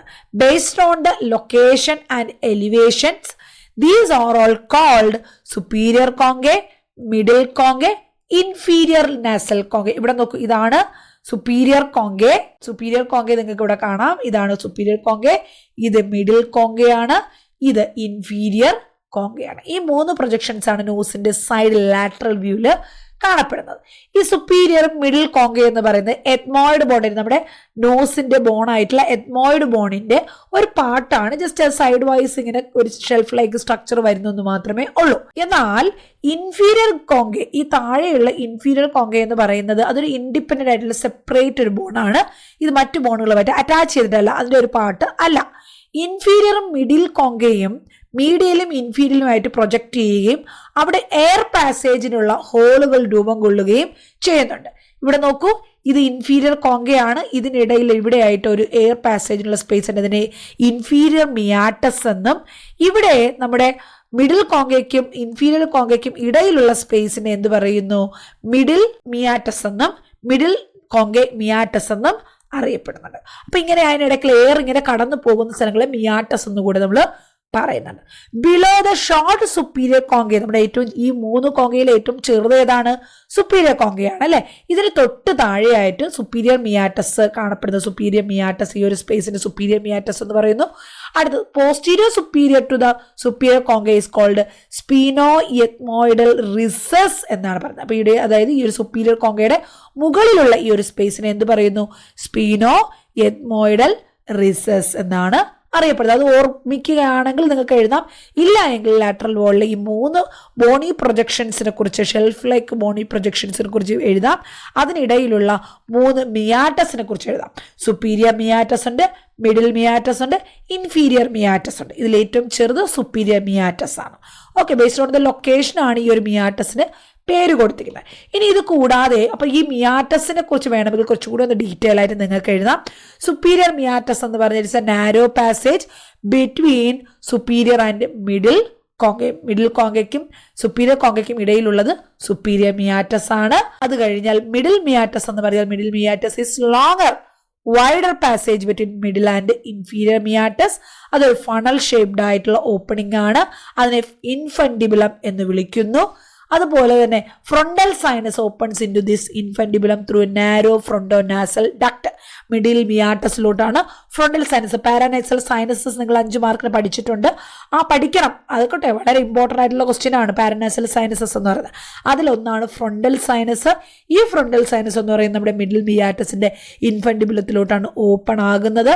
ഇതൊരു റൗണ്ടഡ് ആയിട്ടുള്ള ഒരു എലിവേഷൻ ആണ്. മിഡിൽ മിയാറ്റസിൽ കാണപ്പെടുന്ന റൗണ്ടഡ് ആയിട്ടുള്ള ഒരു എലിവേഷൻ ആണ്. പിന്നെ ഇതിൽ എന്താണ്, middle ethmoid sinuses open into surface of bulla. അപ്പൊ അതും എഴുതാം. പിന്നെ അതുപോലെ മാക്സിലറി സൈനസസ് മറ്റൊരു സൈനസ് ആണ്. ഫേസിലുള്ള മറ്റൊരു സൈനസ് ആണ് മാക്സിലറി സൈനസ്. പിന്നെ എത്മോയിഡ് സൈനസസ്, ഇതും ഈ മിഡിൽ മിയാറ്റസിൽ തന്നെയാണ് ഓപ്പൺ ആകുന്നത്. അപ്പോൾ ഈ 3 മിയാറ്റസ് നിങ്ങൾക്ക് അവിടെ എഴുതാം. ലാസ്റ്റ് വൺ ഇൻഫീരിയർ മിയാറ്റസ് ഉണ്ട്. ഇൻഫീരിയർ കോങ്കയ്ക്ക് തൊട്ട് താഴെയുള്ളതാണ് ഇൻഫീരിയർ മിയാറ്റസ് എന്ന് പറയുന്നത്. ഈ 3 മിയാറ്റസിൽ ഏറ്റവും വലിയ മിയാറ്റസ് എന്ന് പറയുന്നത് ഇൻഫീരിയർ മിയാറ്റസ് ആണ്. അത് കൺവേർഡ് ക്വസ്റ്റ്യൻ ആയിട്ട് ചോദിക്കാവുന്നതാണ് കേട്ടോ. അതുപോലെ നാസോ ലാക്രിമൽ ഡക്ട്, നമ്മുടെ കണ്ണും നമ്മുടെ മൂക്കും തമ്മിൽ കണക്ട് ചെയ്യുന്ന ഡക്ട് ഈ ഒരു ഇൻഫീരിയർ കോങ്കയിലാണ് ഓപ്പൺ ആകുന്നത്. ഈ ഒരു ഫോൾഡിങ്, ഒരു മ്യൂക്കസൽ ഫോൾഡ് കൊണ്ട് ആ ഒരു ഓപ്പണിംഗ് ഗാർഡ് ചെയ്തിട്ടുണ്ട്. എന്ത് പറയുന്നു, വാൾവ് ഓഫ് ഹാൻസർ എന്നാണ് അറിയപ്പെടുന്നത്. ഇവിടെ നോക്കൂ, ഓപ്പണിംഗ് ഓഫ് നാസോ ലാക്രിമൽ ഡക്ട് ഇതാണ്. ഇതിനെ കവർ ചെയ്ത് കാണപ്പെടുന്ന ഒരു മ്യൂക്കസൽ ഫോൾഡിംഗ് ഉണ്ട്. അതിനെ എന്ത് പറയുന്നു, വാൾവ് ഓഫ് ഹാൻസർ എന്നാണ് പറയുന്നത്. അപ്പോൾ ഈ നോട്ടുകളൊക്കെ ഞാൻ ഏറ്റവും അനാട്ടമിക്ക് ഏറ്റവും സ്യൂട്ടബിൾ ആയിട്ടുള്ള, ഏറ്റവും അഡ്വാൻസ്ഡ് ആയിട്ടുള്ള, ഈവൻ ഡോക്ടേഴ്സ് പോലും പഠിക്കാൻ റെഫർ ചെയ്യുന്ന ഡീറ്റെയിൽ ആയിട്ടുള്ള നോട്ട് വരുന്ന BD ചൗരസ്യ എന്ന് പറയുന്ന ടെക്സ്റ്റ് ബുക്കാണ്. 4 വോള്യൂം ഉണ്ട് BD ചൗരസ്യ. അതിൽ നിന്ന് ഞാൻ റെഫർ ചെയ്തെടുത്ത നോട്ടുകളാണ് നിങ്ങൾക്ക് ഇവിടെ ഈ ഒരു ക്ലാസ്സുകൾ പറയുന്നത്. ഓക്കെ, പക്ഷേ നിങ്ങൾ ഈ BD ചൗരസ്യ തന്നെ പഠിക്കണമെന്നില്ല. നിങ്ങൾക്ക് സിമ്പിൾ ആയിട്ടുള്ള ബുക്കുകളും പഠിക്കാം. റോസ് ആൻഡ് വിൽസൺ ഉപയോഗിക്കാം, ആശാലത ഉപയോഗിക്കാം, അല്ലെങ്കിൽ മറ്റേത് ബുക്ക് വേണമെങ്കിലും അനാട്ടമിയിൽ ഉപയോഗിക്കാവുന്നതാണ്. നിങ്ങളുടെ കംഫർട്ട് അനുസരിച്ച്. നിങ്ങൾക്ക് BD ചൗരസ്യ വായിക്കണമെങ്കിൽ കുറച്ച് ക്ഷമയും കുറച്ച് കൂടുതൽ സമയവും നിങ്ങൾക്ക് അവിടെ വേണം. പക്ഷേ നമ്മുടെ ക്ലാസ്സുകൾ നമ്മൾ എടുക്കുമ്പോഴും നോട്ട്സ് പ്രിപ്പയർ ചെയ്യുമ്പോഴും ഞാൻ അവിടെ കൂടുതലായിട്ട് BD ചൗരസ്യയുടെ നോട്ടുകളൂടെ ഞാൻ വായിച്ചെടുത്ത് അതിൽ നിന്ന് ഷോർട്ടാക്കി നിങ്ങൾക്ക് തരാറുണ്ട്. കാരണം നിങ്ങളിൽ തന്നെ പല കുട്ടികളും റാങ്ക് പ്രതീക്ഷിച്ച് പഠിക്കുന്ന കുട്ടികളുണ്ടാകും. അപ്പോൾ അവർക്കും കൂടെ യൂസ്ഫുൾ ആകുന്ന രീതിയിലാണ് നമ്മുടെ നോട്ട്സ് എല്ലാം നമ്മൾ പ്രിപ്പയർ ചെയ്ത് തരുന്നത്. ഓക്കെ, അപ്പോൾ ഇതുപോലെയുള്ള ഡീറ്റെയിൽഡ് ആയിട്ടുള്ള ക്ലാസ്സുകൾ എല്ലാ ടോപ്പിക്കിനും കിട്ടണമെങ്കിൽ നിങ്ങൾ കോഴ്സിന് തന്നെ ജോയിൻ ചെയ്യണം. എന്നാൽ അത്യാവശ്യം ഇമ്പോർട്ടൻ്റ് ആയിട്ടുള്ള കുറച്ച് ക്വസ്റ്റ്യൻസ് ഒക്കെ നമ്മൾ യൂട്യൂബ് ചാനലിൽ തന്നെ വരും ദിവസങ്ങളിൽ അപ്ലോഡ് ചെയ്യുന്നതായിരിക്കും. ഇനി ടൈം വേസ്റ്റ് ആക്കരുത്, വളരെ കുറച്ച് സമയം എല്ലാം നന്നായിട്ട് പഠിക്കുക. ഇനി ലാറ്ററൽ വാളിൽ നമ്മൾ 3 ബോണി പ്രൊജക്ഷൻസിനെ കുറിച്ച് പറഞ്ഞു. ഇതിനിടെയുള്ള 3 മിയാറ്റസിനെ കുറിച്ച്, സുപ്പീരിയറും ഇൻഫീരിയറും മീഡിയലും മിയാറ്റസിനെ കുറിച്ച് പറഞ്ഞു. ഇനി അനാട്ടമി എന്ന് പറഞ്ഞാൽ നമ്മൾ അവിടെ എന്ത് കൊടുക്കണം, ആർട്ടീരിയലും വീനസും നെർവ് സപ്ലൈ കുറിച്ചുകൂടെ നമ്മളവിടെ മെൻഷൻ ചെയ്യണം അല്ലേ. അപ്പോൾ ഇവിടെ നമ്മുടെ ലാറ്ററൽ വാൾ ഓഫ് നോസിൽ ആർട്ടീരിയൽ സപ്ലൈ കൊടുക്കുന്നത് എത്മോയിഡ്, ആൻറ്റീരിയർ എത്മോയിഡൽ ആർട്ടറി, അതും പിന്നെ posterior ethmoid artery assisted by posterior ethmoid artery. പിന്നെ ചില ബ്രാഞ്ചസ്, ഫേഷ്യൽ ആർട്ടറിയുടെ ബ്രാഞ്ചസ് വരുന്നുണ്ട്, സ്പീനോ പാലറ്റൈൻ ആർട്ടറിയുടെ ബ്രാഞ്ചസ് വരുന്നുണ്ട്, അതിൽ ഗ്രേറ്റർ പാലറ്റൈൻ ആർട്ടറിയുടെ ബ്രാഞ്ചസ് വരുന്നുണ്ട്. അപ്പോൾ ഇത്രയും ഈ ആർട്ടറീസ് നിങ്ങൾക്ക് അവിടെ മെൻഷൻ ചെയ്യാം. ഈ ഒരു പിക്ചറിൽ എല്ലാ ആർട്ടറീസും ഇവിടെ മെൻഷൻ ചെയ്തിട്ടുണ്ട്. Anterior ethmoidal artery, posterior ethmoidal artery, spheno palatine artery, greater palatine artery, branches of facial artery. These are all the arterial blood supply to the lateral wall of the nose. ഇനി ഇവിടെ എത്തുന്ന ഈ ആർട്ടറീസിനെല്ലാം blood അവിടെ supply ചെയ്തിട്ട് തിരിച്ച് ആ blood ഏത് വഴിയാണ്, ഏത് വെയിൻ വഴിയാണ് പോകുന്നത്. വെയിൻ എന്ന് പറയുന്നത് നമ്മളവിടെ പ്ലക്സസ് ആയിട്ട് പറയുന്നത്, vein from a plexus which drain into anteriorly in the facial vein. നമ്മുടെ മുഖത്തുള്ള ഫേഷ്യൽ വെയിനിലോട്ടാണ് ഇത് ആദ്യം ഡ്രെയിൻ ചെയ്യുക പോസ്റ്റീരിയർലി. പിന്നെ അതങ്ങോട്ട് ഫാരിഞ്ചൽ പ്ലക്സസ് ഓഫ് വെയിൻസിലോട്ടും പോകുന്നുണ്ട്. ആൻറ്റീരിയറിൽ ഫ്രണ്ട് സൈഡിൽ ഫേഷ്യൽ വെയിനിലും അതുപോലെ ബാക്ക് സൈഡിൽ പോസ്റ്റീരിയർലി ഫാരിഞ്ചൽ പ്ലക്സസ് ഓഫ് വെയിനിലുമാണ് അവിടെ ഡ്രെയിൻ ചെയ്യുന്നത്. That is venous drainage. Next നമ്മുടെ നോസിൻ്റെ ഈ ലാറ്ററൽ സൈഡിലോട്ട് സപ്ലൈ ചെയ്യുന്ന നെർവ്സ് ഏതൊക്കെയാണ്? അത് നിങ്ങൾ ഇത്രത്തോളം വിശദീകരിച്ച് അവിടെ എഴുതണമെന്നില്ല. ട്രൈജെമിനൽ നെർവ്സിൻ്റെ ബ്രാഞ്ചസ് ഓഫ് ട്രൈജെമിനൽ നെർവ്സ് എന്ന് നിങ്ങൾക്ക് എഴുതാം. അത് കഴിഞ്ഞാൽ ഓൾഫാക്ടറി നെർവ്സും സ്പെഷ്യൽ സെൻസറി നെർവ്സ് എന്നോ എഴുതാം. നമ്മുടെ മൂക്കിലോട്ട് സപ്ലൈ ചെയ്യുന്ന ഓൾഫാക്ടറി നെർവ്സും ഈ ഭാഗത്തോട്ട് സപ്ലൈ ചെയ്യുന്നുണ്ട്. അപ്പോൾ ഇത്രയും കാര്യങ്ങൾ നിങ്ങളിവിടെ വിശദീകരിച്ച് ഈ ബോണി പ്രൊജക്ഷൻസിൻ്റെ ഒരു പിക്ചറും വരച്ച് എഴുതി കഴിഞ്ഞാൽ നിങ്ങൾക്ക് 5 മാർക്ക് കിട്ടണം. ചില ടീച്ചേഴ്സ് വേണമെങ്കിൽ ഹാഫ് മാർക്ക് റെഡ്യൂസ് ചെയ്ത് നിങ്ങൾ എത്ര തന്നെ എഴുതി കഴിഞ്ഞാലും ഹാഫ് മാർക്ക് അവിടെ റെഡ്യൂസ് ചെയ്യും. അല്ലെങ്കിൽ നിങ്ങൾക്ക് 5 മാർക്ക് അതുപോലെ കിട്ടും. ഇത്രയും സിമ്പിളായിട്ട് കുറച്ച് പോയിന്റ്സുകൾ മാത്രം. നിങ്ങൾ ഈ നോട്ട്സുകളെല്ലാം എഴുതി പഠിക്കേണ്ട കാര്യമില്ല, പോയിന്റ്സുകൾ മാത്രം. നാസൽ ക്യാവിറ്റി ഓക്കെ, 3 കോങ്കെ അല്ലെങ്കിൽ lateral wall of the nose 3 conchae. അതിന് വേറെ ഏതൊരു പേര് പറയുന്നു. ഏതൊക്കെയാണ് 3 കോങ്കകൾ? അതിലുള്ള സുപ്പീരിയർ കോങ്കെ ഏത് ബോണിൽ കാണപ്പെടുന്നു, മിഡിൽ കോങ്കെ ഏത് ബോണിൽ കാണപ്പെടുന്നു, ഇൻഫീരിയർ കോങ്കെ ഏത് ബോണാണ് എന്നുള്ളത് വിശദീകരിച്ച് എഴുതി കഴിഞ്ഞ് പിക്ചറും വരച്ച് 3 മിയാറ്റസിനെ കുറിച്ച് വിശദീകരിച്ച് arterial supply, venous supply, nerve supply എഴുതുമ്പോൾ 5 മാർക്കിൻ്റെ ടോപ്പിക് അവിടെ ആയി. മിനിമം അവിടെ നിങ്ങൾ 2.5 പേജ് മുതൽ അല്ലെങ്കിൽ മാക്സിമം നിങ്ങൾക്ക് 3 പേജ് വരെ ഈ 5 മാർക്കിൻ്റെ ക്വസ്റ്റ്യൻ ആൻസർ ചെയ്യാം. അപ്പോൾ നമ്മുടെ ഇന്നത്തെ ക്വസ്റ്റ്യൻ പേപ്പറിലെ അടുത്ത ക്വസ്റ്റ്യൻ എന്തായിരുന്നു? ടെസ്റ്റിസ്. ഒരുപാട് ക്വസ്റ്റ്യൻ പേപ്പറിൽ എല്ലാ യൂണിവേഴ്സിറ്റികളിലും ഒരുപാട് ക്വസ്റ്റ്യൻ പേപ്പറിൽ റിപ്പീറ്റഡ് ആയിട്ട് ചോദിച്ചിട്ടുള്ള ക്വസ്റ്റ്യനാണ് ടെസ്റ്റിസ്. വളരെ റെയറായിട്ട് ടെസ്റ്റിസ് 10 മാർക്കിൻ്റെ എസ്സയ്ക്കകത്തും വന്നിട്ടുണ്ട്. പക്ഷെ അവിടെ ഒരു 5-6 മാർക്കിനുള്ള പാർട്ടായിട്ട് മാത്രമായിരിക്കും ടെസ്റ്റിസ് ചോദിച്ചിട്ടുള്ളത്. ബാക്കിയുള്ളതിനവിടെ വേറെ ക്വസ്റ്റ്യൻസ് ഉണ്ടാകും. അങ്ങനെ 10 മാർക്കിൻ്റെ എസ്സേ ചോദിച്ചിട്ടുണ്ട്. 5 മാർക്കിന് ഒരുപാട് തവണ റിപ്പീറ്റഡ് ആയിട്ട് ചോദിച്ചിട്ടുമുണ്ട്. അപ്പം എന്താണ് ടെസ്റ്റിസ്? അല്ലെങ്കിൽ അനാട്ടമിയിൽ ടെസ്റ്റിസിനെ കുറിച്ച് ചോദിച്ചാൽ എന്തൊക്കെ നമ്മൾ എഴുതണം? എന്താണ് ടെസ്റ്റിസ് എന്ന് പറയുന്നത്? It's a male gonad. പുരുഷന്മാരിലുള്ള ഗൊനാഡാണ് ടെസ്റ്റിസ് എന്നറിയപ്പെടുന്നത്. സ്ത്രീകളിൽ ഓവറി കാണപ്പെടുന്നത് പോലെ അതിന് ഹോമോലോഗസ് ആയിട്ടുള്ള സിമിലർ ആയിട്ടുള്ള റോള് വരുന്നതാണ് ടെസ്റ്റിസ് എന്നാണ് പറയുന്നത്. അതാണ് ഹോമോലോഗസ് വിത്ത്. ഇതൊരു 1 വേർഡ് ക്വസ്റ്റ്യൻ ആണ്. ടെസ്റ്റിസ് സ്ത്രീകളിലെ ഏത് ഓർഗനുമായിട്ട് ഹോമോലോഗസ് ആണെന്ന് ചോദിച്ചാൽ it is homologous with ovary എന്ന് നിങ്ങൾക്ക് അവിടെ ആൻസർ കൊടുക്കാം. അതുപോലെ ഈ ടെസ്റ്റിസ് എവിടെയാണ് കാണപ്പെടുന്നത്? പുരുഷന്മാരിൽ സ്ക്രോട്ടത്തിനുള്ളിൽ സ്പെർമാറ്റിക് കോഡ് വഴി സസ്പെൻഡ് ചെയ്ത് അല്ലെങ്കിൽ സപ്പോർട്ട് ചെയ്യുന്ന ഒരു ഓർഗനാണ് ഈ ടെസ്റ്റിസ് എന്ന് പറയുന്നത്. Its upper pole is tilted forward and medially.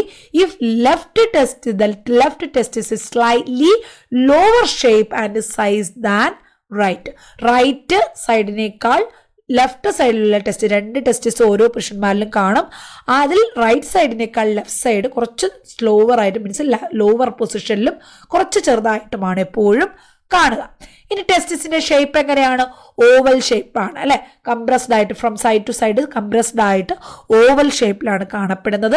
ഇതിന്റെ സൈസ് പറഞ്ഞാൽ 3.7 സെന്റിമീറ്റർ ലോങ്ങും 2.5 സെന്റിമീറ്റർ ബ്രോഡും ആയിട്ടാണ് കാണപ്പെടുന്നത്. അതിന്റെ തിക്നെസ് 1.8 സെന്റിമീറ്റർ തിക്നെസ് കാണപ്പെടുന്നു. ഇനി ഇതിന്റെ വെയിറ്റോ 10 to 15 ഗ്രാം. വെയിറ്റ് എത്രയാണ്? 10 to 15 ഗ്രാം. ടെസ്റ്റിസിന് ആ ഒരു സ്ട്രക്ചറിന് 2 പോൾ എൻഡുകളുണ്ട്. അതായത് അപ്പർ പോളുമുണ്ട്, ലോവർ പോളുമുണ്ട്. മുകളിലും താഴെയും നിന്നുള്ള അപ്പർ പോളും ലോവർ പോളുമുണ്ട്. 2 ബോർഡർ ഉണ്ട്, ആന്റീരിയറും പോസ്റ്റീരിയറും ബോർഡർ ഉണ്ട്. 2 സർഫസ് ഉണ്ട്, മീഡിയലും ലാറ്ററലും. ഇനി നിങ്ങൾ ഈ പറഞ്ഞ 2 സ്ട്രക്ചേഴ്സ്, 2 പോളിന്റെയും പ്രത്യേകത എഴുതുക, 2 ബോർഡറിന്റെ പ്രത്യേകത എഴുതുക, 2 സർഫസിന്റെ പ്രത്യേകതകൾ എഴുതുക. അപ്പൊ ടെസ്റ്റിസ് എന്താണെന്ന് പറഞ്ഞു, സ്ത്രീകളിലെ ടെസ്റ്റിസിന് സിമിലർ ആയിട്ടുള്ള ഓർഗൻ ഏതാണെന്ന് പറഞ്ഞു, ടെസ്റ്റിസ് എവിടെയാണ് കാണപ്പെടുന്നതെന്ന് പറഞ്ഞു, അതിനെ സപ്പോർട്ട് ചെയ്യുന്നത് സ്പെർമാറ്റിക് കോഡാണെന്ന് പറഞ്ഞു, പിന്നെ അതിന്റെ സൈസിനെ കുറിച്ചും അതിന്റെ ഷേപ്പിനെ കുറിച്ചും അതിന്റെ മെഷർമെന്റിനെ കുറിച്ചും പറഞ്ഞു, വെയിറ്റിനെ കുറിച്ചും പറഞ്ഞു. ഇനി അതിന്റെ കോമൺ ആയിട്ടുള്ള features: 2 pole upper and lower, 2 border anterior and posterior, 2 surfaces medial and lateral അല്ലെ. അപ്പറും ലോവർ പോൾ എന്ന് പറയുന്നത് കോൺവെക്സും സ്മൂത്തുമായിട്ടുള്ള സർഫസ് ആണ്. Upper pole provides attachment to the spermatic cord, the anterior border. അപ്പോൾ ഇത്രയുമാണ് നമ്മുടെ പോളിനെ കുറിച്ച് പറയുന്നത്. നെക്സ്റ്റ് ബോർഡർ ആണെങ്കിലോ 2 ആന്റീരിയർ ബോർഡർ എന്ന് പറയുന്നത് കോൺവെക്സും സ്മൂത്തുമാണ്. അതിനെ കവർ ചെയ്തുകൊണ്ട് ട്യൂണിക്ക വെജൈനാലിസ് ഉണ്ട്. അതായത് നമ്മുടെ ലെയർ പറയുമ്പോൾ നമ്മളവിടെ ട്യൂണിക്ക വെജൈനാലിസും വാസ്കുലേഴ്സും ഒക്കെ കുറിച്ച് പറയും. അതിൽ ഇപ്പോൾ ഒന്ന് ഓർത്തിരിക്കുക, നമ്മുടെ ടെസ്റ്റിസിനെ കവർ ചെയ്തുകൊണ്ട് ഈ ഒരു ആന്റീരിയർ സർഫസ് ഫുള്ളി ട്യൂണിക്ക വെജൈനാലിസ് കാണപ്പെടുന്നു. പോസ്റ്റീരിയർ ബോർഡർ എന്ന് പറയുന്നത് സ്ട്രെയിറ്റും അത് പാർഷ്യലി മാത്രം ട്യൂണിക്ക വെജൈനാലിസ് ആണ്. ഏറ്റവും പുറമേയുള്ള ട്യൂണിക്ക വെജൈനാലിസ് പാർഷ്യലി കവർ ചെയ്തിട്ടുണ്ട്. കാരണം അവിടെ ആ സ്പെർമാറ്റിക് കോഡ് വന്ന് അറ്റാച്ച് ചെയ്യുന്ന ഭാഗത്ത് അവിടെ കവർ ചെയ്യുന്നില്ല.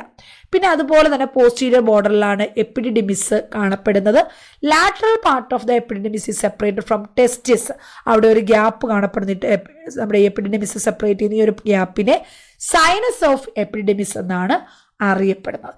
ഇത്രയും കാര്യങ്ങൾ നിങ്ങൾക്ക് ആദ്യം ഒരു ഇൻട്രൊഡക്ഷൻ കൊടുക്കാം. പിന്നെയാണ് നമ്മൾ ഡീറ്റെയിൽ ആയിട്ടുള്ള ഇന്റേണൽ സ്ട്രക്ചറിനെ കുറിച്ച് നോക്കുന്നത്. അതായത് ടെസ്റ്റിസിന്റെ ലെയേഴ്സ്. ടെസ്റ്റിസിനെ കവർ ചെയ്തുകൊണ്ട് സ്ക്രോട്ടം ഉണ്ട്. ഇത് കൂടാതെ ടെസ്റ്റിസിൽ 3 ലെയറുകൾ കാണപ്പെടുന്നു. ഏതൊക്കെയാണ്? Outer tunica vaginalis, middle tunica albuginea and inner most tunica vasculosa. ഇവിടെ നോക്കൂ, ഇത് ട്യൂണിക്ക വെജൈനാലിസ് ആണ്. ഈ ഒരു വൈറ്റ് പാർട്ട് വരുന്ന 2 ലെയർ ആയിട്ട് കാണപ്പെടുന്നു.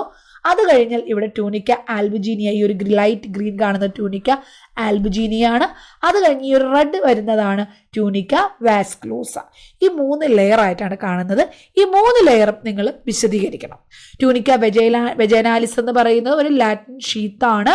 ഏറ്റവും പുറമെ കാണപ്പെടുന്ന ഭാഗമാണ് ഈ ഒരു ട്യൂണിക്ക വെജൈനാലിസ് എന്ന് പറയുന്നത്. അതിൽ 2 ലെയർ ഉണ്ട്, പരേറ്റൽ ലെയറും വിസറൽ ലെയറും. അതിനിടയ്ക്ക് ഒരു ചെറിയ സ്പേസും കാണപ്പെടുന്നു. ഇത് ഹോളായിട്ട് ടെസ്റ്റിസിനെ മുഴുവനായിട്ട് കവർ ചെയ്ത് എക്സെപ്റ്റ് പോസ്റ്റീരിയർ ബോർഡർ. പോസ്റ്റീരിയർ ബോർഡറിൽ ചെറിയ പോർഷൻ ഒഴികെ ബാക്കി എല്ലാ ഭാഗത്തും വെജൈനാലിസ്, ട്യൂണിക്ക വെജൈനാലിസ് കൊണ്ട് കവർ ചെയ്തിട്ടുണ്ട്. നെക്സ്റ്റ് മിഡിൽ ലെയർ ആണ് ട്യൂണിക്ക ആൽബിജീനിയ, ലാറ്റിൻ വൈറ്റ് എന്നാണ് അറിയപ്പെടുന്നത്. അതൊരു dense white fibrous coat covering ആണ്. Covered with visceral layer of tunica vaginalis. അതിന്റെ പുറമെയായിട്ട് വെജൈനാലിസ് കാണപ്പെടുന്നു. നെക്സ്റ്റ് ഇതിനുള്ളിൽ എന്തൊക്കെയാണ് കാണപ്പെടുന്നത്? പോസ്റ്റീരിയർ ടെസ്റ്റിക്കുലർ വെസൽസ്, നെർവ്സും ഒക്കെ അതിനുള്ളിലോട്ട് എൻ്റർ ചെയ്യുന്നത്. ഈ ഒരു ട്യൂണിക്ക വെജൈനാലിസ് കംപ്ലീറ്റ് ആയിട്ട് വരാത്ത ഒരു ഗ്യാപ്പ് ഉണ്ടെന്ന് പറഞ്ഞല്ലേ, ആ പുറമേയുള്ള ലെയറിൽ ആ ഒരു ഭാഗത്തുകൂടിയാണ് നമ്മുടെ ഈ ഒരു ടെസ്റ്റിക്കുലർ വെസൽസും, അതായത് നമ്മുടെ ടെസ്റ്റിസിനുള്ളിലോട്ടുള്ള ബ്ലഡ് വെസൽസും നെർവ്സും ഒക്കെ എൻ്റർ ചെയ്യുന്ന ആ ഒരു ഭാഗമാണ്. അതായത് ഈ ഒരു ഭാഗം മാത്രമാണ് അവിടെ ട്യൂണിക്ക വെജൈനാലിസ് കവർ ചെയ്യാത്തത്. ഇനി posterior border of the tunica albuginea it's thickened. അവിടെ വെർട്ടിക്കൽ സെപ്റ്റം ഉള്ളതുകൊണ്ട്, അതായത് മീഡിയസ്റ്റീനം ഓഫ് ടെസ്റ്റിസ് ഇവിടെ വരുന്നതുകൊണ്ട് ഇവിടെ ഭയങ്കര തിക്കൻഡായിട്ടാണ് കാണപ്പെടുന്നത്. ഇവിടെ നിന്ന് എന്ത് ചെയ്യുന്നു? നമ്മുടെ ടെസ്റ്റിസ് അല്ലെങ്കിൽ ട്യൂണിക്ക ആൽബിജീനിയ എന്ന് പറയുന്നത് വളരെ ഒരുപാട് ന്യൂമറസ് ആയിട്ട് ലോബ്യൂൾസുകളായിട്ട് ഡിവൈഡ് ചെയ്യുന്നുണ്ട്. എത്രത്തോളം ലോബ്യൂൾസുകൾ ട്യൂണിക്ക ആൽബിജീനിയയിൽ കാണുന്നു?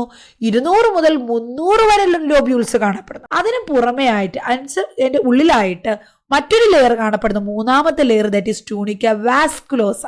ഇന്നർമോസ്റ്റ് ലെയർ ആണ്. അവിടെയാണ് ബ്ലഡ് സപ്ലൈ, വാസ്കുലാർ കോട്ടാണ്. ഇതിനുള്ളിൽ ലൊബ്യൂൾസ് കാണപ്പെടുന്നു. ഓക്കെ, അപ്പൊ ഇത്രയും 3 ലെയറുകൾ. അത് കഴിഞ്ഞ് നമുക്ക് ഇതിന്റെ സ്ട്രക്ചർ വീണ്ടും വിശദീകരിക്കാം. ടെസ്റ്റിസിൽ 200 മുതൽ 300 വരെ ലൊബ്യൂൾസ് ഉണ്ട്. അതിനുള്ളിൽ ഓരോ ലൊബ്യൂളിലും 2 3 സെമിനിഫറസ് ട്യൂബ്യൂൾസ് കാണപ്പെടുന്നു. ഹൈലി കോയിൽഡ് ആയിട്ട് ചുരുങ്ങിയാണ് ഈ ഓരോ സെമിനിഫറസ് ട്യൂബ്യൂൾസും കാണപ്പെടുന്നത്. ഈ സെമിനിഫറസ് ട്യൂബ്യൂൾസ് നിങ്ങൾ വലിച്ച് നിവർത്തി നോക്കിക്കഴിഞ്ഞാൽ, ലെങ്തിൽ നോക്കിക്കഴിഞ്ഞാൽ ഓരോ ട്യൂബ്യൂൾസും 60 സെന്റിമീറ്ററും 0.2 മില്ലിമീറ്റർ ഡയമീറ്ററും അവിടെ കാണാം. ഈ ട്യൂബ്യൂളുകൾക്കുള്ളിലാണ് എന്ത് ഫോം ചെയ്യുന്നത്? സ്പെർമറ്റോസോവ. അതായത് നമ്മുടെ അടുത്ത കുഞ്ഞു ഉണ്ടാകാൻ അല്ലെങ്കിൽ അടുത്ത ജനറേഷന് വേണ്ടിയിട്ടുള്ള സ്പെർമറ്റോജോ അല്ലെങ്കിൽ സ്പേംസ് അവിടെയാണ് ഡെവലപ്പ് ചെയ്യുന്നത്. അപ്പൊ കവറിങ്സ് പറഞ്ഞു, സ്ട്രക്ചർ പറഞ്ഞു. അപ്പം സ്ട്രക്ചറിൽ തന്നെ വീണ്ടും കുറച്ചുകൂടി ഡീറ്റെയിൽസ് കൊടുത്തിട്ടുണ്ട്. ഓരോ ലോബ്യൂൾസിനുള്ളിലും 20 മുതൽ 30 സ്ട്രെയിറ്റ് ട്യൂബ്യൂൾസ് അതിനുള്ളിലോട്ട് എത്തുന്നുണ്ട്. അത് പരസ്പരം അതിനുള്ളിലുള്ള നെറ്റ്വർക്ക്സ് എല്ലാം പരസ്പരം കണക്റ്റഡ് ആണ്. അതിൻ്റെ ഏറ്റവും എൻഡിലായിട്ട് അത് കണക്ട് ചെയ്ത് വരുമ്പോൾ അതിനെ റെട്ടെ ടെസ്റ്റിസ് എന്നാണ് പറയുന്നത്. അപ്പോൾ ഇതുപോലെയുള്ള ഡീറ്റെയിൽസ് നിങ്ങൾക്ക് അവിടെ വിശദീകരിച്ച് കൊടുക്കാം. ഇനി എല്ലാ ഓർഗൻസിലും പോലെ ഇവിടെയും ആർട്ടീരിയൽ സപ്ലൈയും വീനസ് സപ്ലൈയും ലിംഫ് ഡ്രെയിനേജും നെർവ് സപ്ലൈയും ഉണ്ട്. ഏത് ആർട്ടറിയാണ് നമ്മുടെ ടെസ്റ്റിസിലോട്ട് ബ്ലഡ് സപ്ലൈ ചെയ്യുന്നത്? Testicular artery is a branch of abdominal aorta. Abdominal അയോട്ടയിൽ നിന്നുണ്ടാകുന്ന ഒരു ബ്രാഞ്ചാണ് testicular artery. It is supplying blood to the testis. ഇനി വീനസ് ആണെങ്കിലോ പാപ്പിനിഫോം പ്ലക്സസ് ആണ് അവിടുത്തെ വീനസ് ഡ്രെയിനേജ്. ലിംഫാറ്റിക് ഡ്രെയിനേജും ഉണ്ട് അവിടെ. ലിംഫ് നോഡുകൾ, para aortic groups of lymph node, pre aortic lymph നോഡ്സിലോട്ടാണ് ഈ ഒരു ലിംഫ് സപ്ലൈ ഡ്രെയിൻ ചെയ്യുന്നത്. പിന്നെ ഇതുകൂടാതെ ഇവിടുത്തെ നെർവ്സ് എന്ന് പറയുന്നത് സെഗ്മെന്റ് T10 നിന്ന് വരുന്ന സിമ്പതറ്റിക് നെർവ്സ് ആണ് നമ്മുടെ ടെസ്റ്റിസിലോട്ട് നെർവ് സപ്ലൈ കൊടുക്കുന്നത്. ഓക്കെ, അപ്പം ഇത്രയും കാര്യങ്ങളാണ് നമുക്ക് ടെസ്റ്റിസിൽ 5 മാർക്കിന് ധാരാളമാണ്. ടെസ്റ്റിസ് എന്താണ്, എവിടെ കാണപ്പെടുന്നു, അതിൻ്റെ സൈസ് എന്തൊക്കെയാണ്, അതിൻ്റെ ഫീച്ചേഴ്സ് എന്തൊക്കെയാണ്, ആ ഓരോ ഫീച്ചേഴ്സിനെ കുറിച്ച് നമ്മൾ ഡീറ്റെയിൽ ആയിട്ട് എഴുതുന്നു. ഇതിനിടയ്ക്ക് ടെസ്റ്റിസിൻ്റെ ഒരു പിക്ചർ വരച്ച് ഈ ഒരു പിക്ചർ വരയ്ക്കാം, അത് കഴിഞ്ഞ് വേണമെങ്കിൽ ഈ പിക്ചർ വരയ്ക്കാം, അല്ലെങ്കിൽ ഡയറക്റ്റ്ലി ഈ പിക്ചർ മാത്രം വരയ്ക്കാം. വരച്ച് കവറിങ്സും സ്ട്രക്ചറും ആർട്ടീരിയൽ സപ്ലൈയും വീനസ് സപ്ലൈയും ലിംഫ് സപ്ലൈയും നെർവ് സപ്ലൈയും ഇത്രയും മാത്രം നിങ്ങൾ എഴുതുക. വളരെ ഷോർട്ടായിട്ട് എഴുതിയാൽ മതി, ഇത്രത്തോളം എക്സ്പ്ലനേഷൻ ഒന്നും വേണമെന്ന് ഇല്ല. This is more than enough for 5 mark. Next മൂന്നാമത്തെ ക്വസ്റ്റ്യൻ എന്തായിരുന്നു? തൊറക്കോ അബ്ഡോമിനൽ ഡയഫ്രം. എന്താണ് ഈ തൊറക്കോ അബ്ഡോമിനൽ ഡയഫ്രം? ഡയഫ്രം എന്ന് നമ്മൾ കേട്ടിട്ടുണ്ട്. അപ്പൊ കുട്ടികൾക്ക് പെട്ടെന്ന്, ചില കുട്ടികൾക്കാണെങ്കിൽ പേര് നീളത്തിൽ കേട്ടപ്പോൾ പേടിച്ചവരുണ്ട്, അല്ലെങ്കിൽ എന്താണെന്ന് മനസ്സിലാകാത്തവരുണ്ട്. തൊറക്കോ അബ്ഡോമിനൽ എന്ന് പറഞ്ഞാൽ നമ്മുടെ ഡയഫ്രം തന്നെയാണ്. അതായത് തൊറാസിക് ക്യാവിറ്റിയും അബ്ഡോമിനൽ ക്യാവിറ്റിയും സെപ്പറേറ്റ് ചെയ്തുകൊണ്ട് കാണപ്പെടുന്ന ഒരു മസ്കുലാർ മെംബ്രെയിൻ ആണ് ഡയഫ്രം എന്ന് പറയുന്നത്. അതുകൊണ്ട് തന്നെ ഡയഫ്രത്തിന് തൊറക്കോ അബ്ഡോമിനൽ ഡയഫ്രം എന്ന് പറയുന്നുണ്ട്. വളരെ ചെറിയൊരു ക്വസ്റ്റ്യൻ ആണ്, പക്ഷെ 5 മാർക്കിന് എപ്പോഴും ചോദിക്കാറുണ്ട്. ഇതാണ് ഡയഫ്രത്തിന്റെ സ്ട്രക്ചർ. നിങ്ങൾ ഇത് വരയ്ക്കണം. ഈ എല്ലാ കണ്ടന്റും അവിടെ വന്നില്ലെങ്കിലും ഈ ഒരു ഷേപ്പ് വന്ന് അതിൻ്റെ ഈ ഒരു crus, right crus of the diaphragm, left crus of the diaphragm, പിന്നെ ഇതിൻ്റെ ഓപ്പണിംഗ്, ഇവിടെ ഇൻഫീരിയർ വീന കവ ഓപ്പണിംഗ് വരുന്നുണ്ട്, ഇത് ഈസോഫാഗസിൻ്റെ ഓപ്പണിംഗ് വരുന്നുണ്ട്. അതുപോലെ തന്നെ ഇവിടെ നിങ്ങൾക്ക് തൊറാസിക് ഡക്റ്റ് എഴുതാം. അതുപോലെ ഇവിടെ അയോട്ടയുടെ ഓപ്പണിംഗ് ഇവിടെ വരയ്ക്കാം. ഈ ഷേപ്പ് കറക്റ്റായിട്ട് വരയ്ക്കുക, ഇങ്ങനെ കറക്റ്റായിട്ട് ഇതെല്ലാം കറക്റ്റായിട്ട് ഇങ്ങനെ വരയ്ക്കാം. അത് കഴിഞ്ഞ് ഈ ക്രസ് 2 ലെവൽ ചെയ്യാൻ, എല്ലാം വരണമെന്നില്ല. Right crus of the diaphragm, left crus of the diaphragm നിങ്ങൾക്ക് കൊടുക്കാം. അയോട്ടയുടെ ഓപ്പണിംഗ് ആണ് അവിടെ കൊടുക്കാം. ഈസോഫേഗസിൻ്റെ ഓപ്പണിംഗ് കൊടുക്കാം. ഇൻഫീരിയർ വീന കവയുടെ ഓപ്പണിംഗ് കൊടുക്കാം. ഇത്രയുമെങ്കിലും നിങ്ങൾ അവിടെ മെയിനായിട്ട് അടയാളപ്പെടുത്തണം. അതിനുശേഷം നിങ്ങൾക്ക് അതിനെക്കുറിച്ച് വിശദീകരിച്ച് എഴുതാം. അതായത് നമ്മുടെ ഇൻഫീരിയർ അപ്പേർച്ചർ അല്ലെങ്കിൽ ഔട്ട്ലെറ്റ് ഓഫ് ദ തൊറാക്സ് എന്നറിയപ്പെടുന്ന, അല്ലെങ്കിൽ തൊറക്കോ അബ്ഡോമിനൽ ഡയഫ്രം എന്നറിയപ്പെടുന്ന പാർട്ട് എന്താണ്, അതിൻ്റെ ബൗണ്ടറീസ് എന്തൊക്കെയാണ്, എന്താണ് ഈ അബ്ഡോമിനൽ ക്യാവിറ്റിയെയും നമ്മുടെ തൊറാസിക് ക്യാവിറ്റിയെ സെപ്പറേറ്റ് ചെയ്യുക എന്ന് പറഞ്ഞാൽ ഇതിനിടയിൽ അവിടെ ബോണില്ല, പകരം ഒരു മസ്കുലാർ മെംബ്രെയിൻ മാത്രം കാണപ്പെടുന്നു. അതിന് നമ്മൾ ഡയഫ്രം എന്ന് പേരും കൊടുക്കുന്നു. ഇതിൻ്റെ ബൗണ്ടറീസ് എന്തൊക്കെയാണ്? ആൻറ്റീരിയർലി എന്ത് പാർട്ടാണ്? Infrasternal angle between 2 costal margins കാണപ്പെടുന്നു. പോസ്റ്റീരിയർലി പിന്നിലായിട്ട് inferior surface of the body of the 12th thoracic vertebrae കാണുന്നു. 2 സൈഡിലായിട്ട് costal margin formed by cartilages of 7th to 12th ribs കാണപ്പെടും. ഇനി തൊറാസിക് ക്യാവിറ്റിയുടെ സൈഡ്, നമ്മുടെ ഒരു ഡയഫ്രം, ഒരു മെംബ്രെയിൻ ഇങ്ങനെ നിൽക്കുമ്പോൾ ഇതിന്റെ മുകളിലോട്ടുള്ള ഒരു സർഫസ് ഉണ്ട്, താഴെ ഒരു സർഫസ് ഉണ്ട്. Diaphragm at the outlet of the thorax, അവിടെ എന്താണ് പ്രത്യേകത നോക്കൂ. Outlet is closed by large musculotendinous partition, അതിനെയാണ് ഡയഫ്രം എന്ന് പറയുന്നത്, അല്ലെങ്കിൽ തൊറക്കോ അബ്ഡോമിനൽ ഡയഫ്രം എന്ന് പറയുന്നത്. This separates thorax and abdomen. ഇനി structures passing through the diaphragm, അത് നിങ്ങൾക്ക് മെൻഷൻ ചെയ്യാം.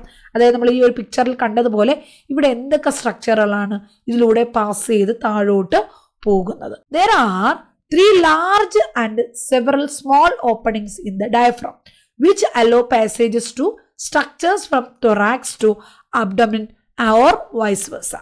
തൊറാസിക് ക്യാവിറ്റിയിൽ നിന്നും അബ്ഡോമിനൽ ക്യാവിറ്റിയിലോട്ടോ, അബ്ഡോമിനൽ ക്യാവിറ്റിയിൽ നിന്നും തൊറാസിക് ക്യാവിറ്റിയിലോട്ടോ വരുന്ന ചില സ്ട്രക്ചേഴ്സ് ഈ ഡയഫ്രം വഴിയാണ് പാസ് ചെയ്ത് പോകുന്നത്. ലാർജ് ഓപ്പണിംഗ് എന്ന് പറഞ്ഞാൽ there is a vena cava opening, inferior vena cava opening ഉണ്ട് in the central tendon. ഇവിടെ നിങ്ങൾക്ക് കാണാം, ഇതാണ് സെൻട്രൽ ടെൻഡോൺ ആണ് ഈ ഗ്രീൻ സ്ട്രക്ചർ. അതിൽ ഇൻഫീരിയർ വീന കവ അവിടെ പാസ് ചെയ്ത് പോകുന്നുണ്ട്. അതുപോലെ oesophageal opening in the right crus of diaphragm, ഇവിടെ റൈറ്റ് ക്രസ്സിൽ എന്ത് ചെയ്യുന്നുണ്ട്, നമ്മുടെ ഈസോഫേഗൽ ഓപ്പണിംഗ് കാണുന്നുണ്ട്. പിന്നെ അത് പോയിട്ട് aortic opening behind the median arcuate ligament, ഇവിടെ അയോട്ട ഓപ്പണിംഗ് കാണുന്നുണ്ട്. ഓക്കെ, ഇനി അതുപോലെ സ്മോൾ ഓപ്പണിംഗ് മറ്റെന്തൊക്കെയാണ് കാണപ്പെടുന്നത്? ഒരുപാട് ഓപ്പണിങ്സ് അവിടെ വരുന്നുണ്ട്.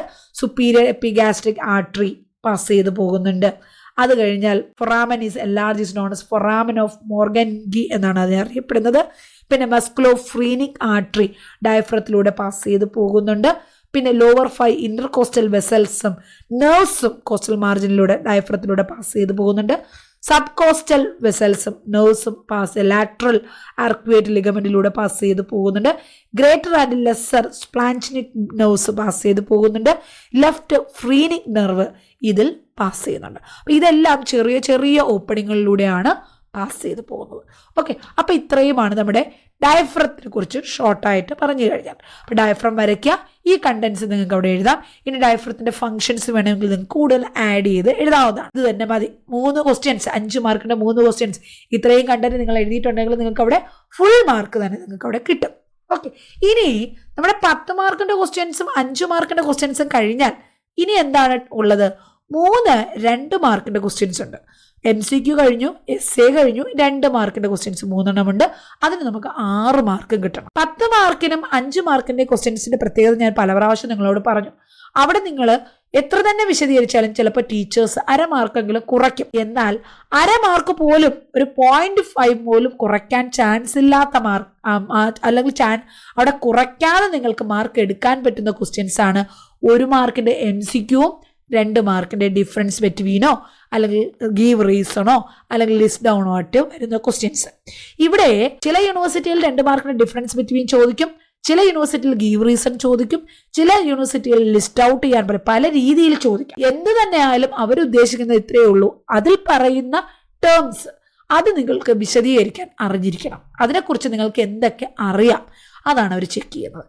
ഇവിടെ നോക്കൂ, ഡിഫറൻസ് ബിറ്റ്വീൻ എന്ന് പറഞ്ഞാൽ ഫസ്റ്റ് ക്വസ്റ്റ്യൻ പറഞ്ഞിരിക്കുന്ന ഹയാലിൻ കാർട്ടിലേജും ഇലാസ്റ്റിക് കാർട്ടിലേജും തമ്മിലുള്ള വ്യത്യാസമാണ്. ഫസ്റ്റ് യൂണിറ്റിൽ, അനാട്ടമിയുടെ ഫസ്റ്റ് യൂണിറ്റിൽ വളരെ സെലക്റ്റീവ് ഒരു കുറച്ച് ക്വസ്റ്റ്യൻസ് ആണ് ഞാൻ തന്നിട്ടുള്ളത്. അതിൽ വരുന്ന ഒരു ഇമ്പോർട്ടൻറ്റ് ക്വസ്റ്റ്യൻ ആണ് ഈ കാർട്ടിലേജിന്റെ ഡിഫറൻസ്. ഒരുപാട് തവണ റിപ്പീറ്റഡ് ആയിട്ട് ചോദിച്ചിട്ടുണ്ട്. എന്താണ് ഹയാലിൻ കാർട്ടിലേജ്, അതിന്റെ ഫീച്ചേഴ്സ് എന്തൊക്കെയാണ്? ഇലാസ്റ്റിക് കാർട്ടിലേജ് എന്താണ്, അതിന്റെ ഫീച്ചേഴ്സ് എന്താണ്? ഒന്നുകിൽ നിങ്ങൾക്ക് 2 കോളം വരച്ചെഴുതാം, 2 കോളത്തിലായിട്ട് എഴുതാം. അത് രണ്ടും ഇവിടെ എഴുതി അതേ പോയിന്റിന്റെ ഓപ്പോസിറ്റ് പോയിന്റ് ഇവിടെ വരണമെന്നില്ല. ഇവിടെ എന്താണോ നിങ്ങൾ ഹയാലിനെ കുറിച്ച് എഴുതാൻ അറിയാവുന്നത് അതെല്ലാം ലിസ്റ്റ് ഔട്ട് ചെയ്യാം. അടുത്ത് ഇവിടെ ഇലാസ്റ്റിക്കിനെ കുറിച്ച് അറിയാവുന്നത് അതും ലിസ്റ്റ് ഔട്ട് ചെയ്യാം. അത്രമാത്രം മതി. ഇവിടെ 2 മാർക്കിനെന്ന് വിചാരിച്ചാൽ നിങ്ങൾ 2 പോയിന്റ് മാത്രം എഴുതി പോകരുത്. പകരം ഒരു 4 5 പോയിന്റ് ഓരോ സൈഡിൽ കൊടുക്കാൻ പറ്റുമെങ്കിൽ അത് കൊടുക്കുക. കാരണം നമ്മുടെ ലക്ഷ്യം ഈ 2 മാർക്ക് 1/2 മാർക്ക് പോലും കുറയരുത്. സോ നിങ്ങൾ അവിടെ 3 മാർക്കിനോ 4 മാർക്കിൻ്റെയോ കണ്ടന്റ് എഴുതിയാലും കുഴപ്പമില്ല. നമ്മുടെ ലക്ഷ്യം അത് ഫുൾ കിട്ടുക എന്നുള്ളതാണ്. നിങ്ങൾ കൂടുതൽ എഴുതിയതുകൊണ്ട് കൂടുതൽ ഒരിക്കലും മാർക്ക് കിട്ടത്തില്ല.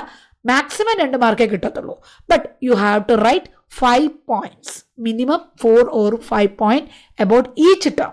ഓരോ ടേമിനെ കുറിച്ച് 4 or 5 പോയിന്റ് നിങ്ങൾ ഇവിടെ എഴുതണം. ഇവിടെ ഒരു സാമ്പിൾ ആൻസർ ഞാൻ കൊടുത്തിട്ടുണ്ട്.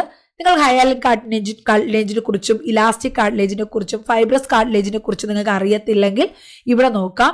അത് എവിടെയാണ് ലൊക്കേറ്റ് ചെയ്തിരിക്കുന്നത്, അതിൻ്റെ ഫങ്ഷൻസ് എന്തൊക്കെയാണ്, അതിൻ്റെ സ്ട്രക്ചർ എന്താണ്, പെരികോൺഡ്രിയം ഉണ്ടോ ഇല്ലയോ, കോൺട്രോസൈറ്റ്സ് ഉണ്ടോ ഇല്ലയോ, എങ്ങനെയാണത് വലുതാണോ ചെറുതാണോ, എക്സ്ട്രാ സെല്ലുലാർ മാട്രിക്സ് എങ്ങനെയാണ്, കൊളാജൻ ഫൈബേഴ്സ് എവിടെയൊക്കെയാണ്. കഴിഞ്ഞൊരു എക്സാമിന് ഒൺവേർഡ് ക്വസ്റ്റ്യനും കാർട്ടിലേജിൽ നിന്നുണ്ടായിരുന്നു. എനിക്ക് തോന്നുന്നത് ഫൈബ്രസ് കാർട്ടിലേജ് ആണെന്ന് തോന്നുന്നു. എക്സാമ്പിൾ താഴെ പറയുന്നതിൽ ഏതാണ് ഫൈബ്രസ് കാർട്ടിലേജിന് എക്സാമ്പിൾ, അല്ലെങ്കിൽ അതിൻ്റെ ലൊക്കേഷൻ എവിടെയാണെന്ന് ഐഡന്റിഫൈ ചെയ്യാനായിരുന്നു. ഇങ്ങനെയുള്ള 2 മാർക്കിൻ്റെ 1 മാർക്കിൻ്റെ ക്വസ്റ്റ്യൻസ് എക്സാമിന് ചോദിക്കാം. വേണമെങ്കിൽ കാർട്ടിലേജും അതിൻ്റെ ടൈപ്സും വെച്ച് 5 മാർക്കിനും ക്വസ്റ്റ്യൻസ് ചോദിക്കാം.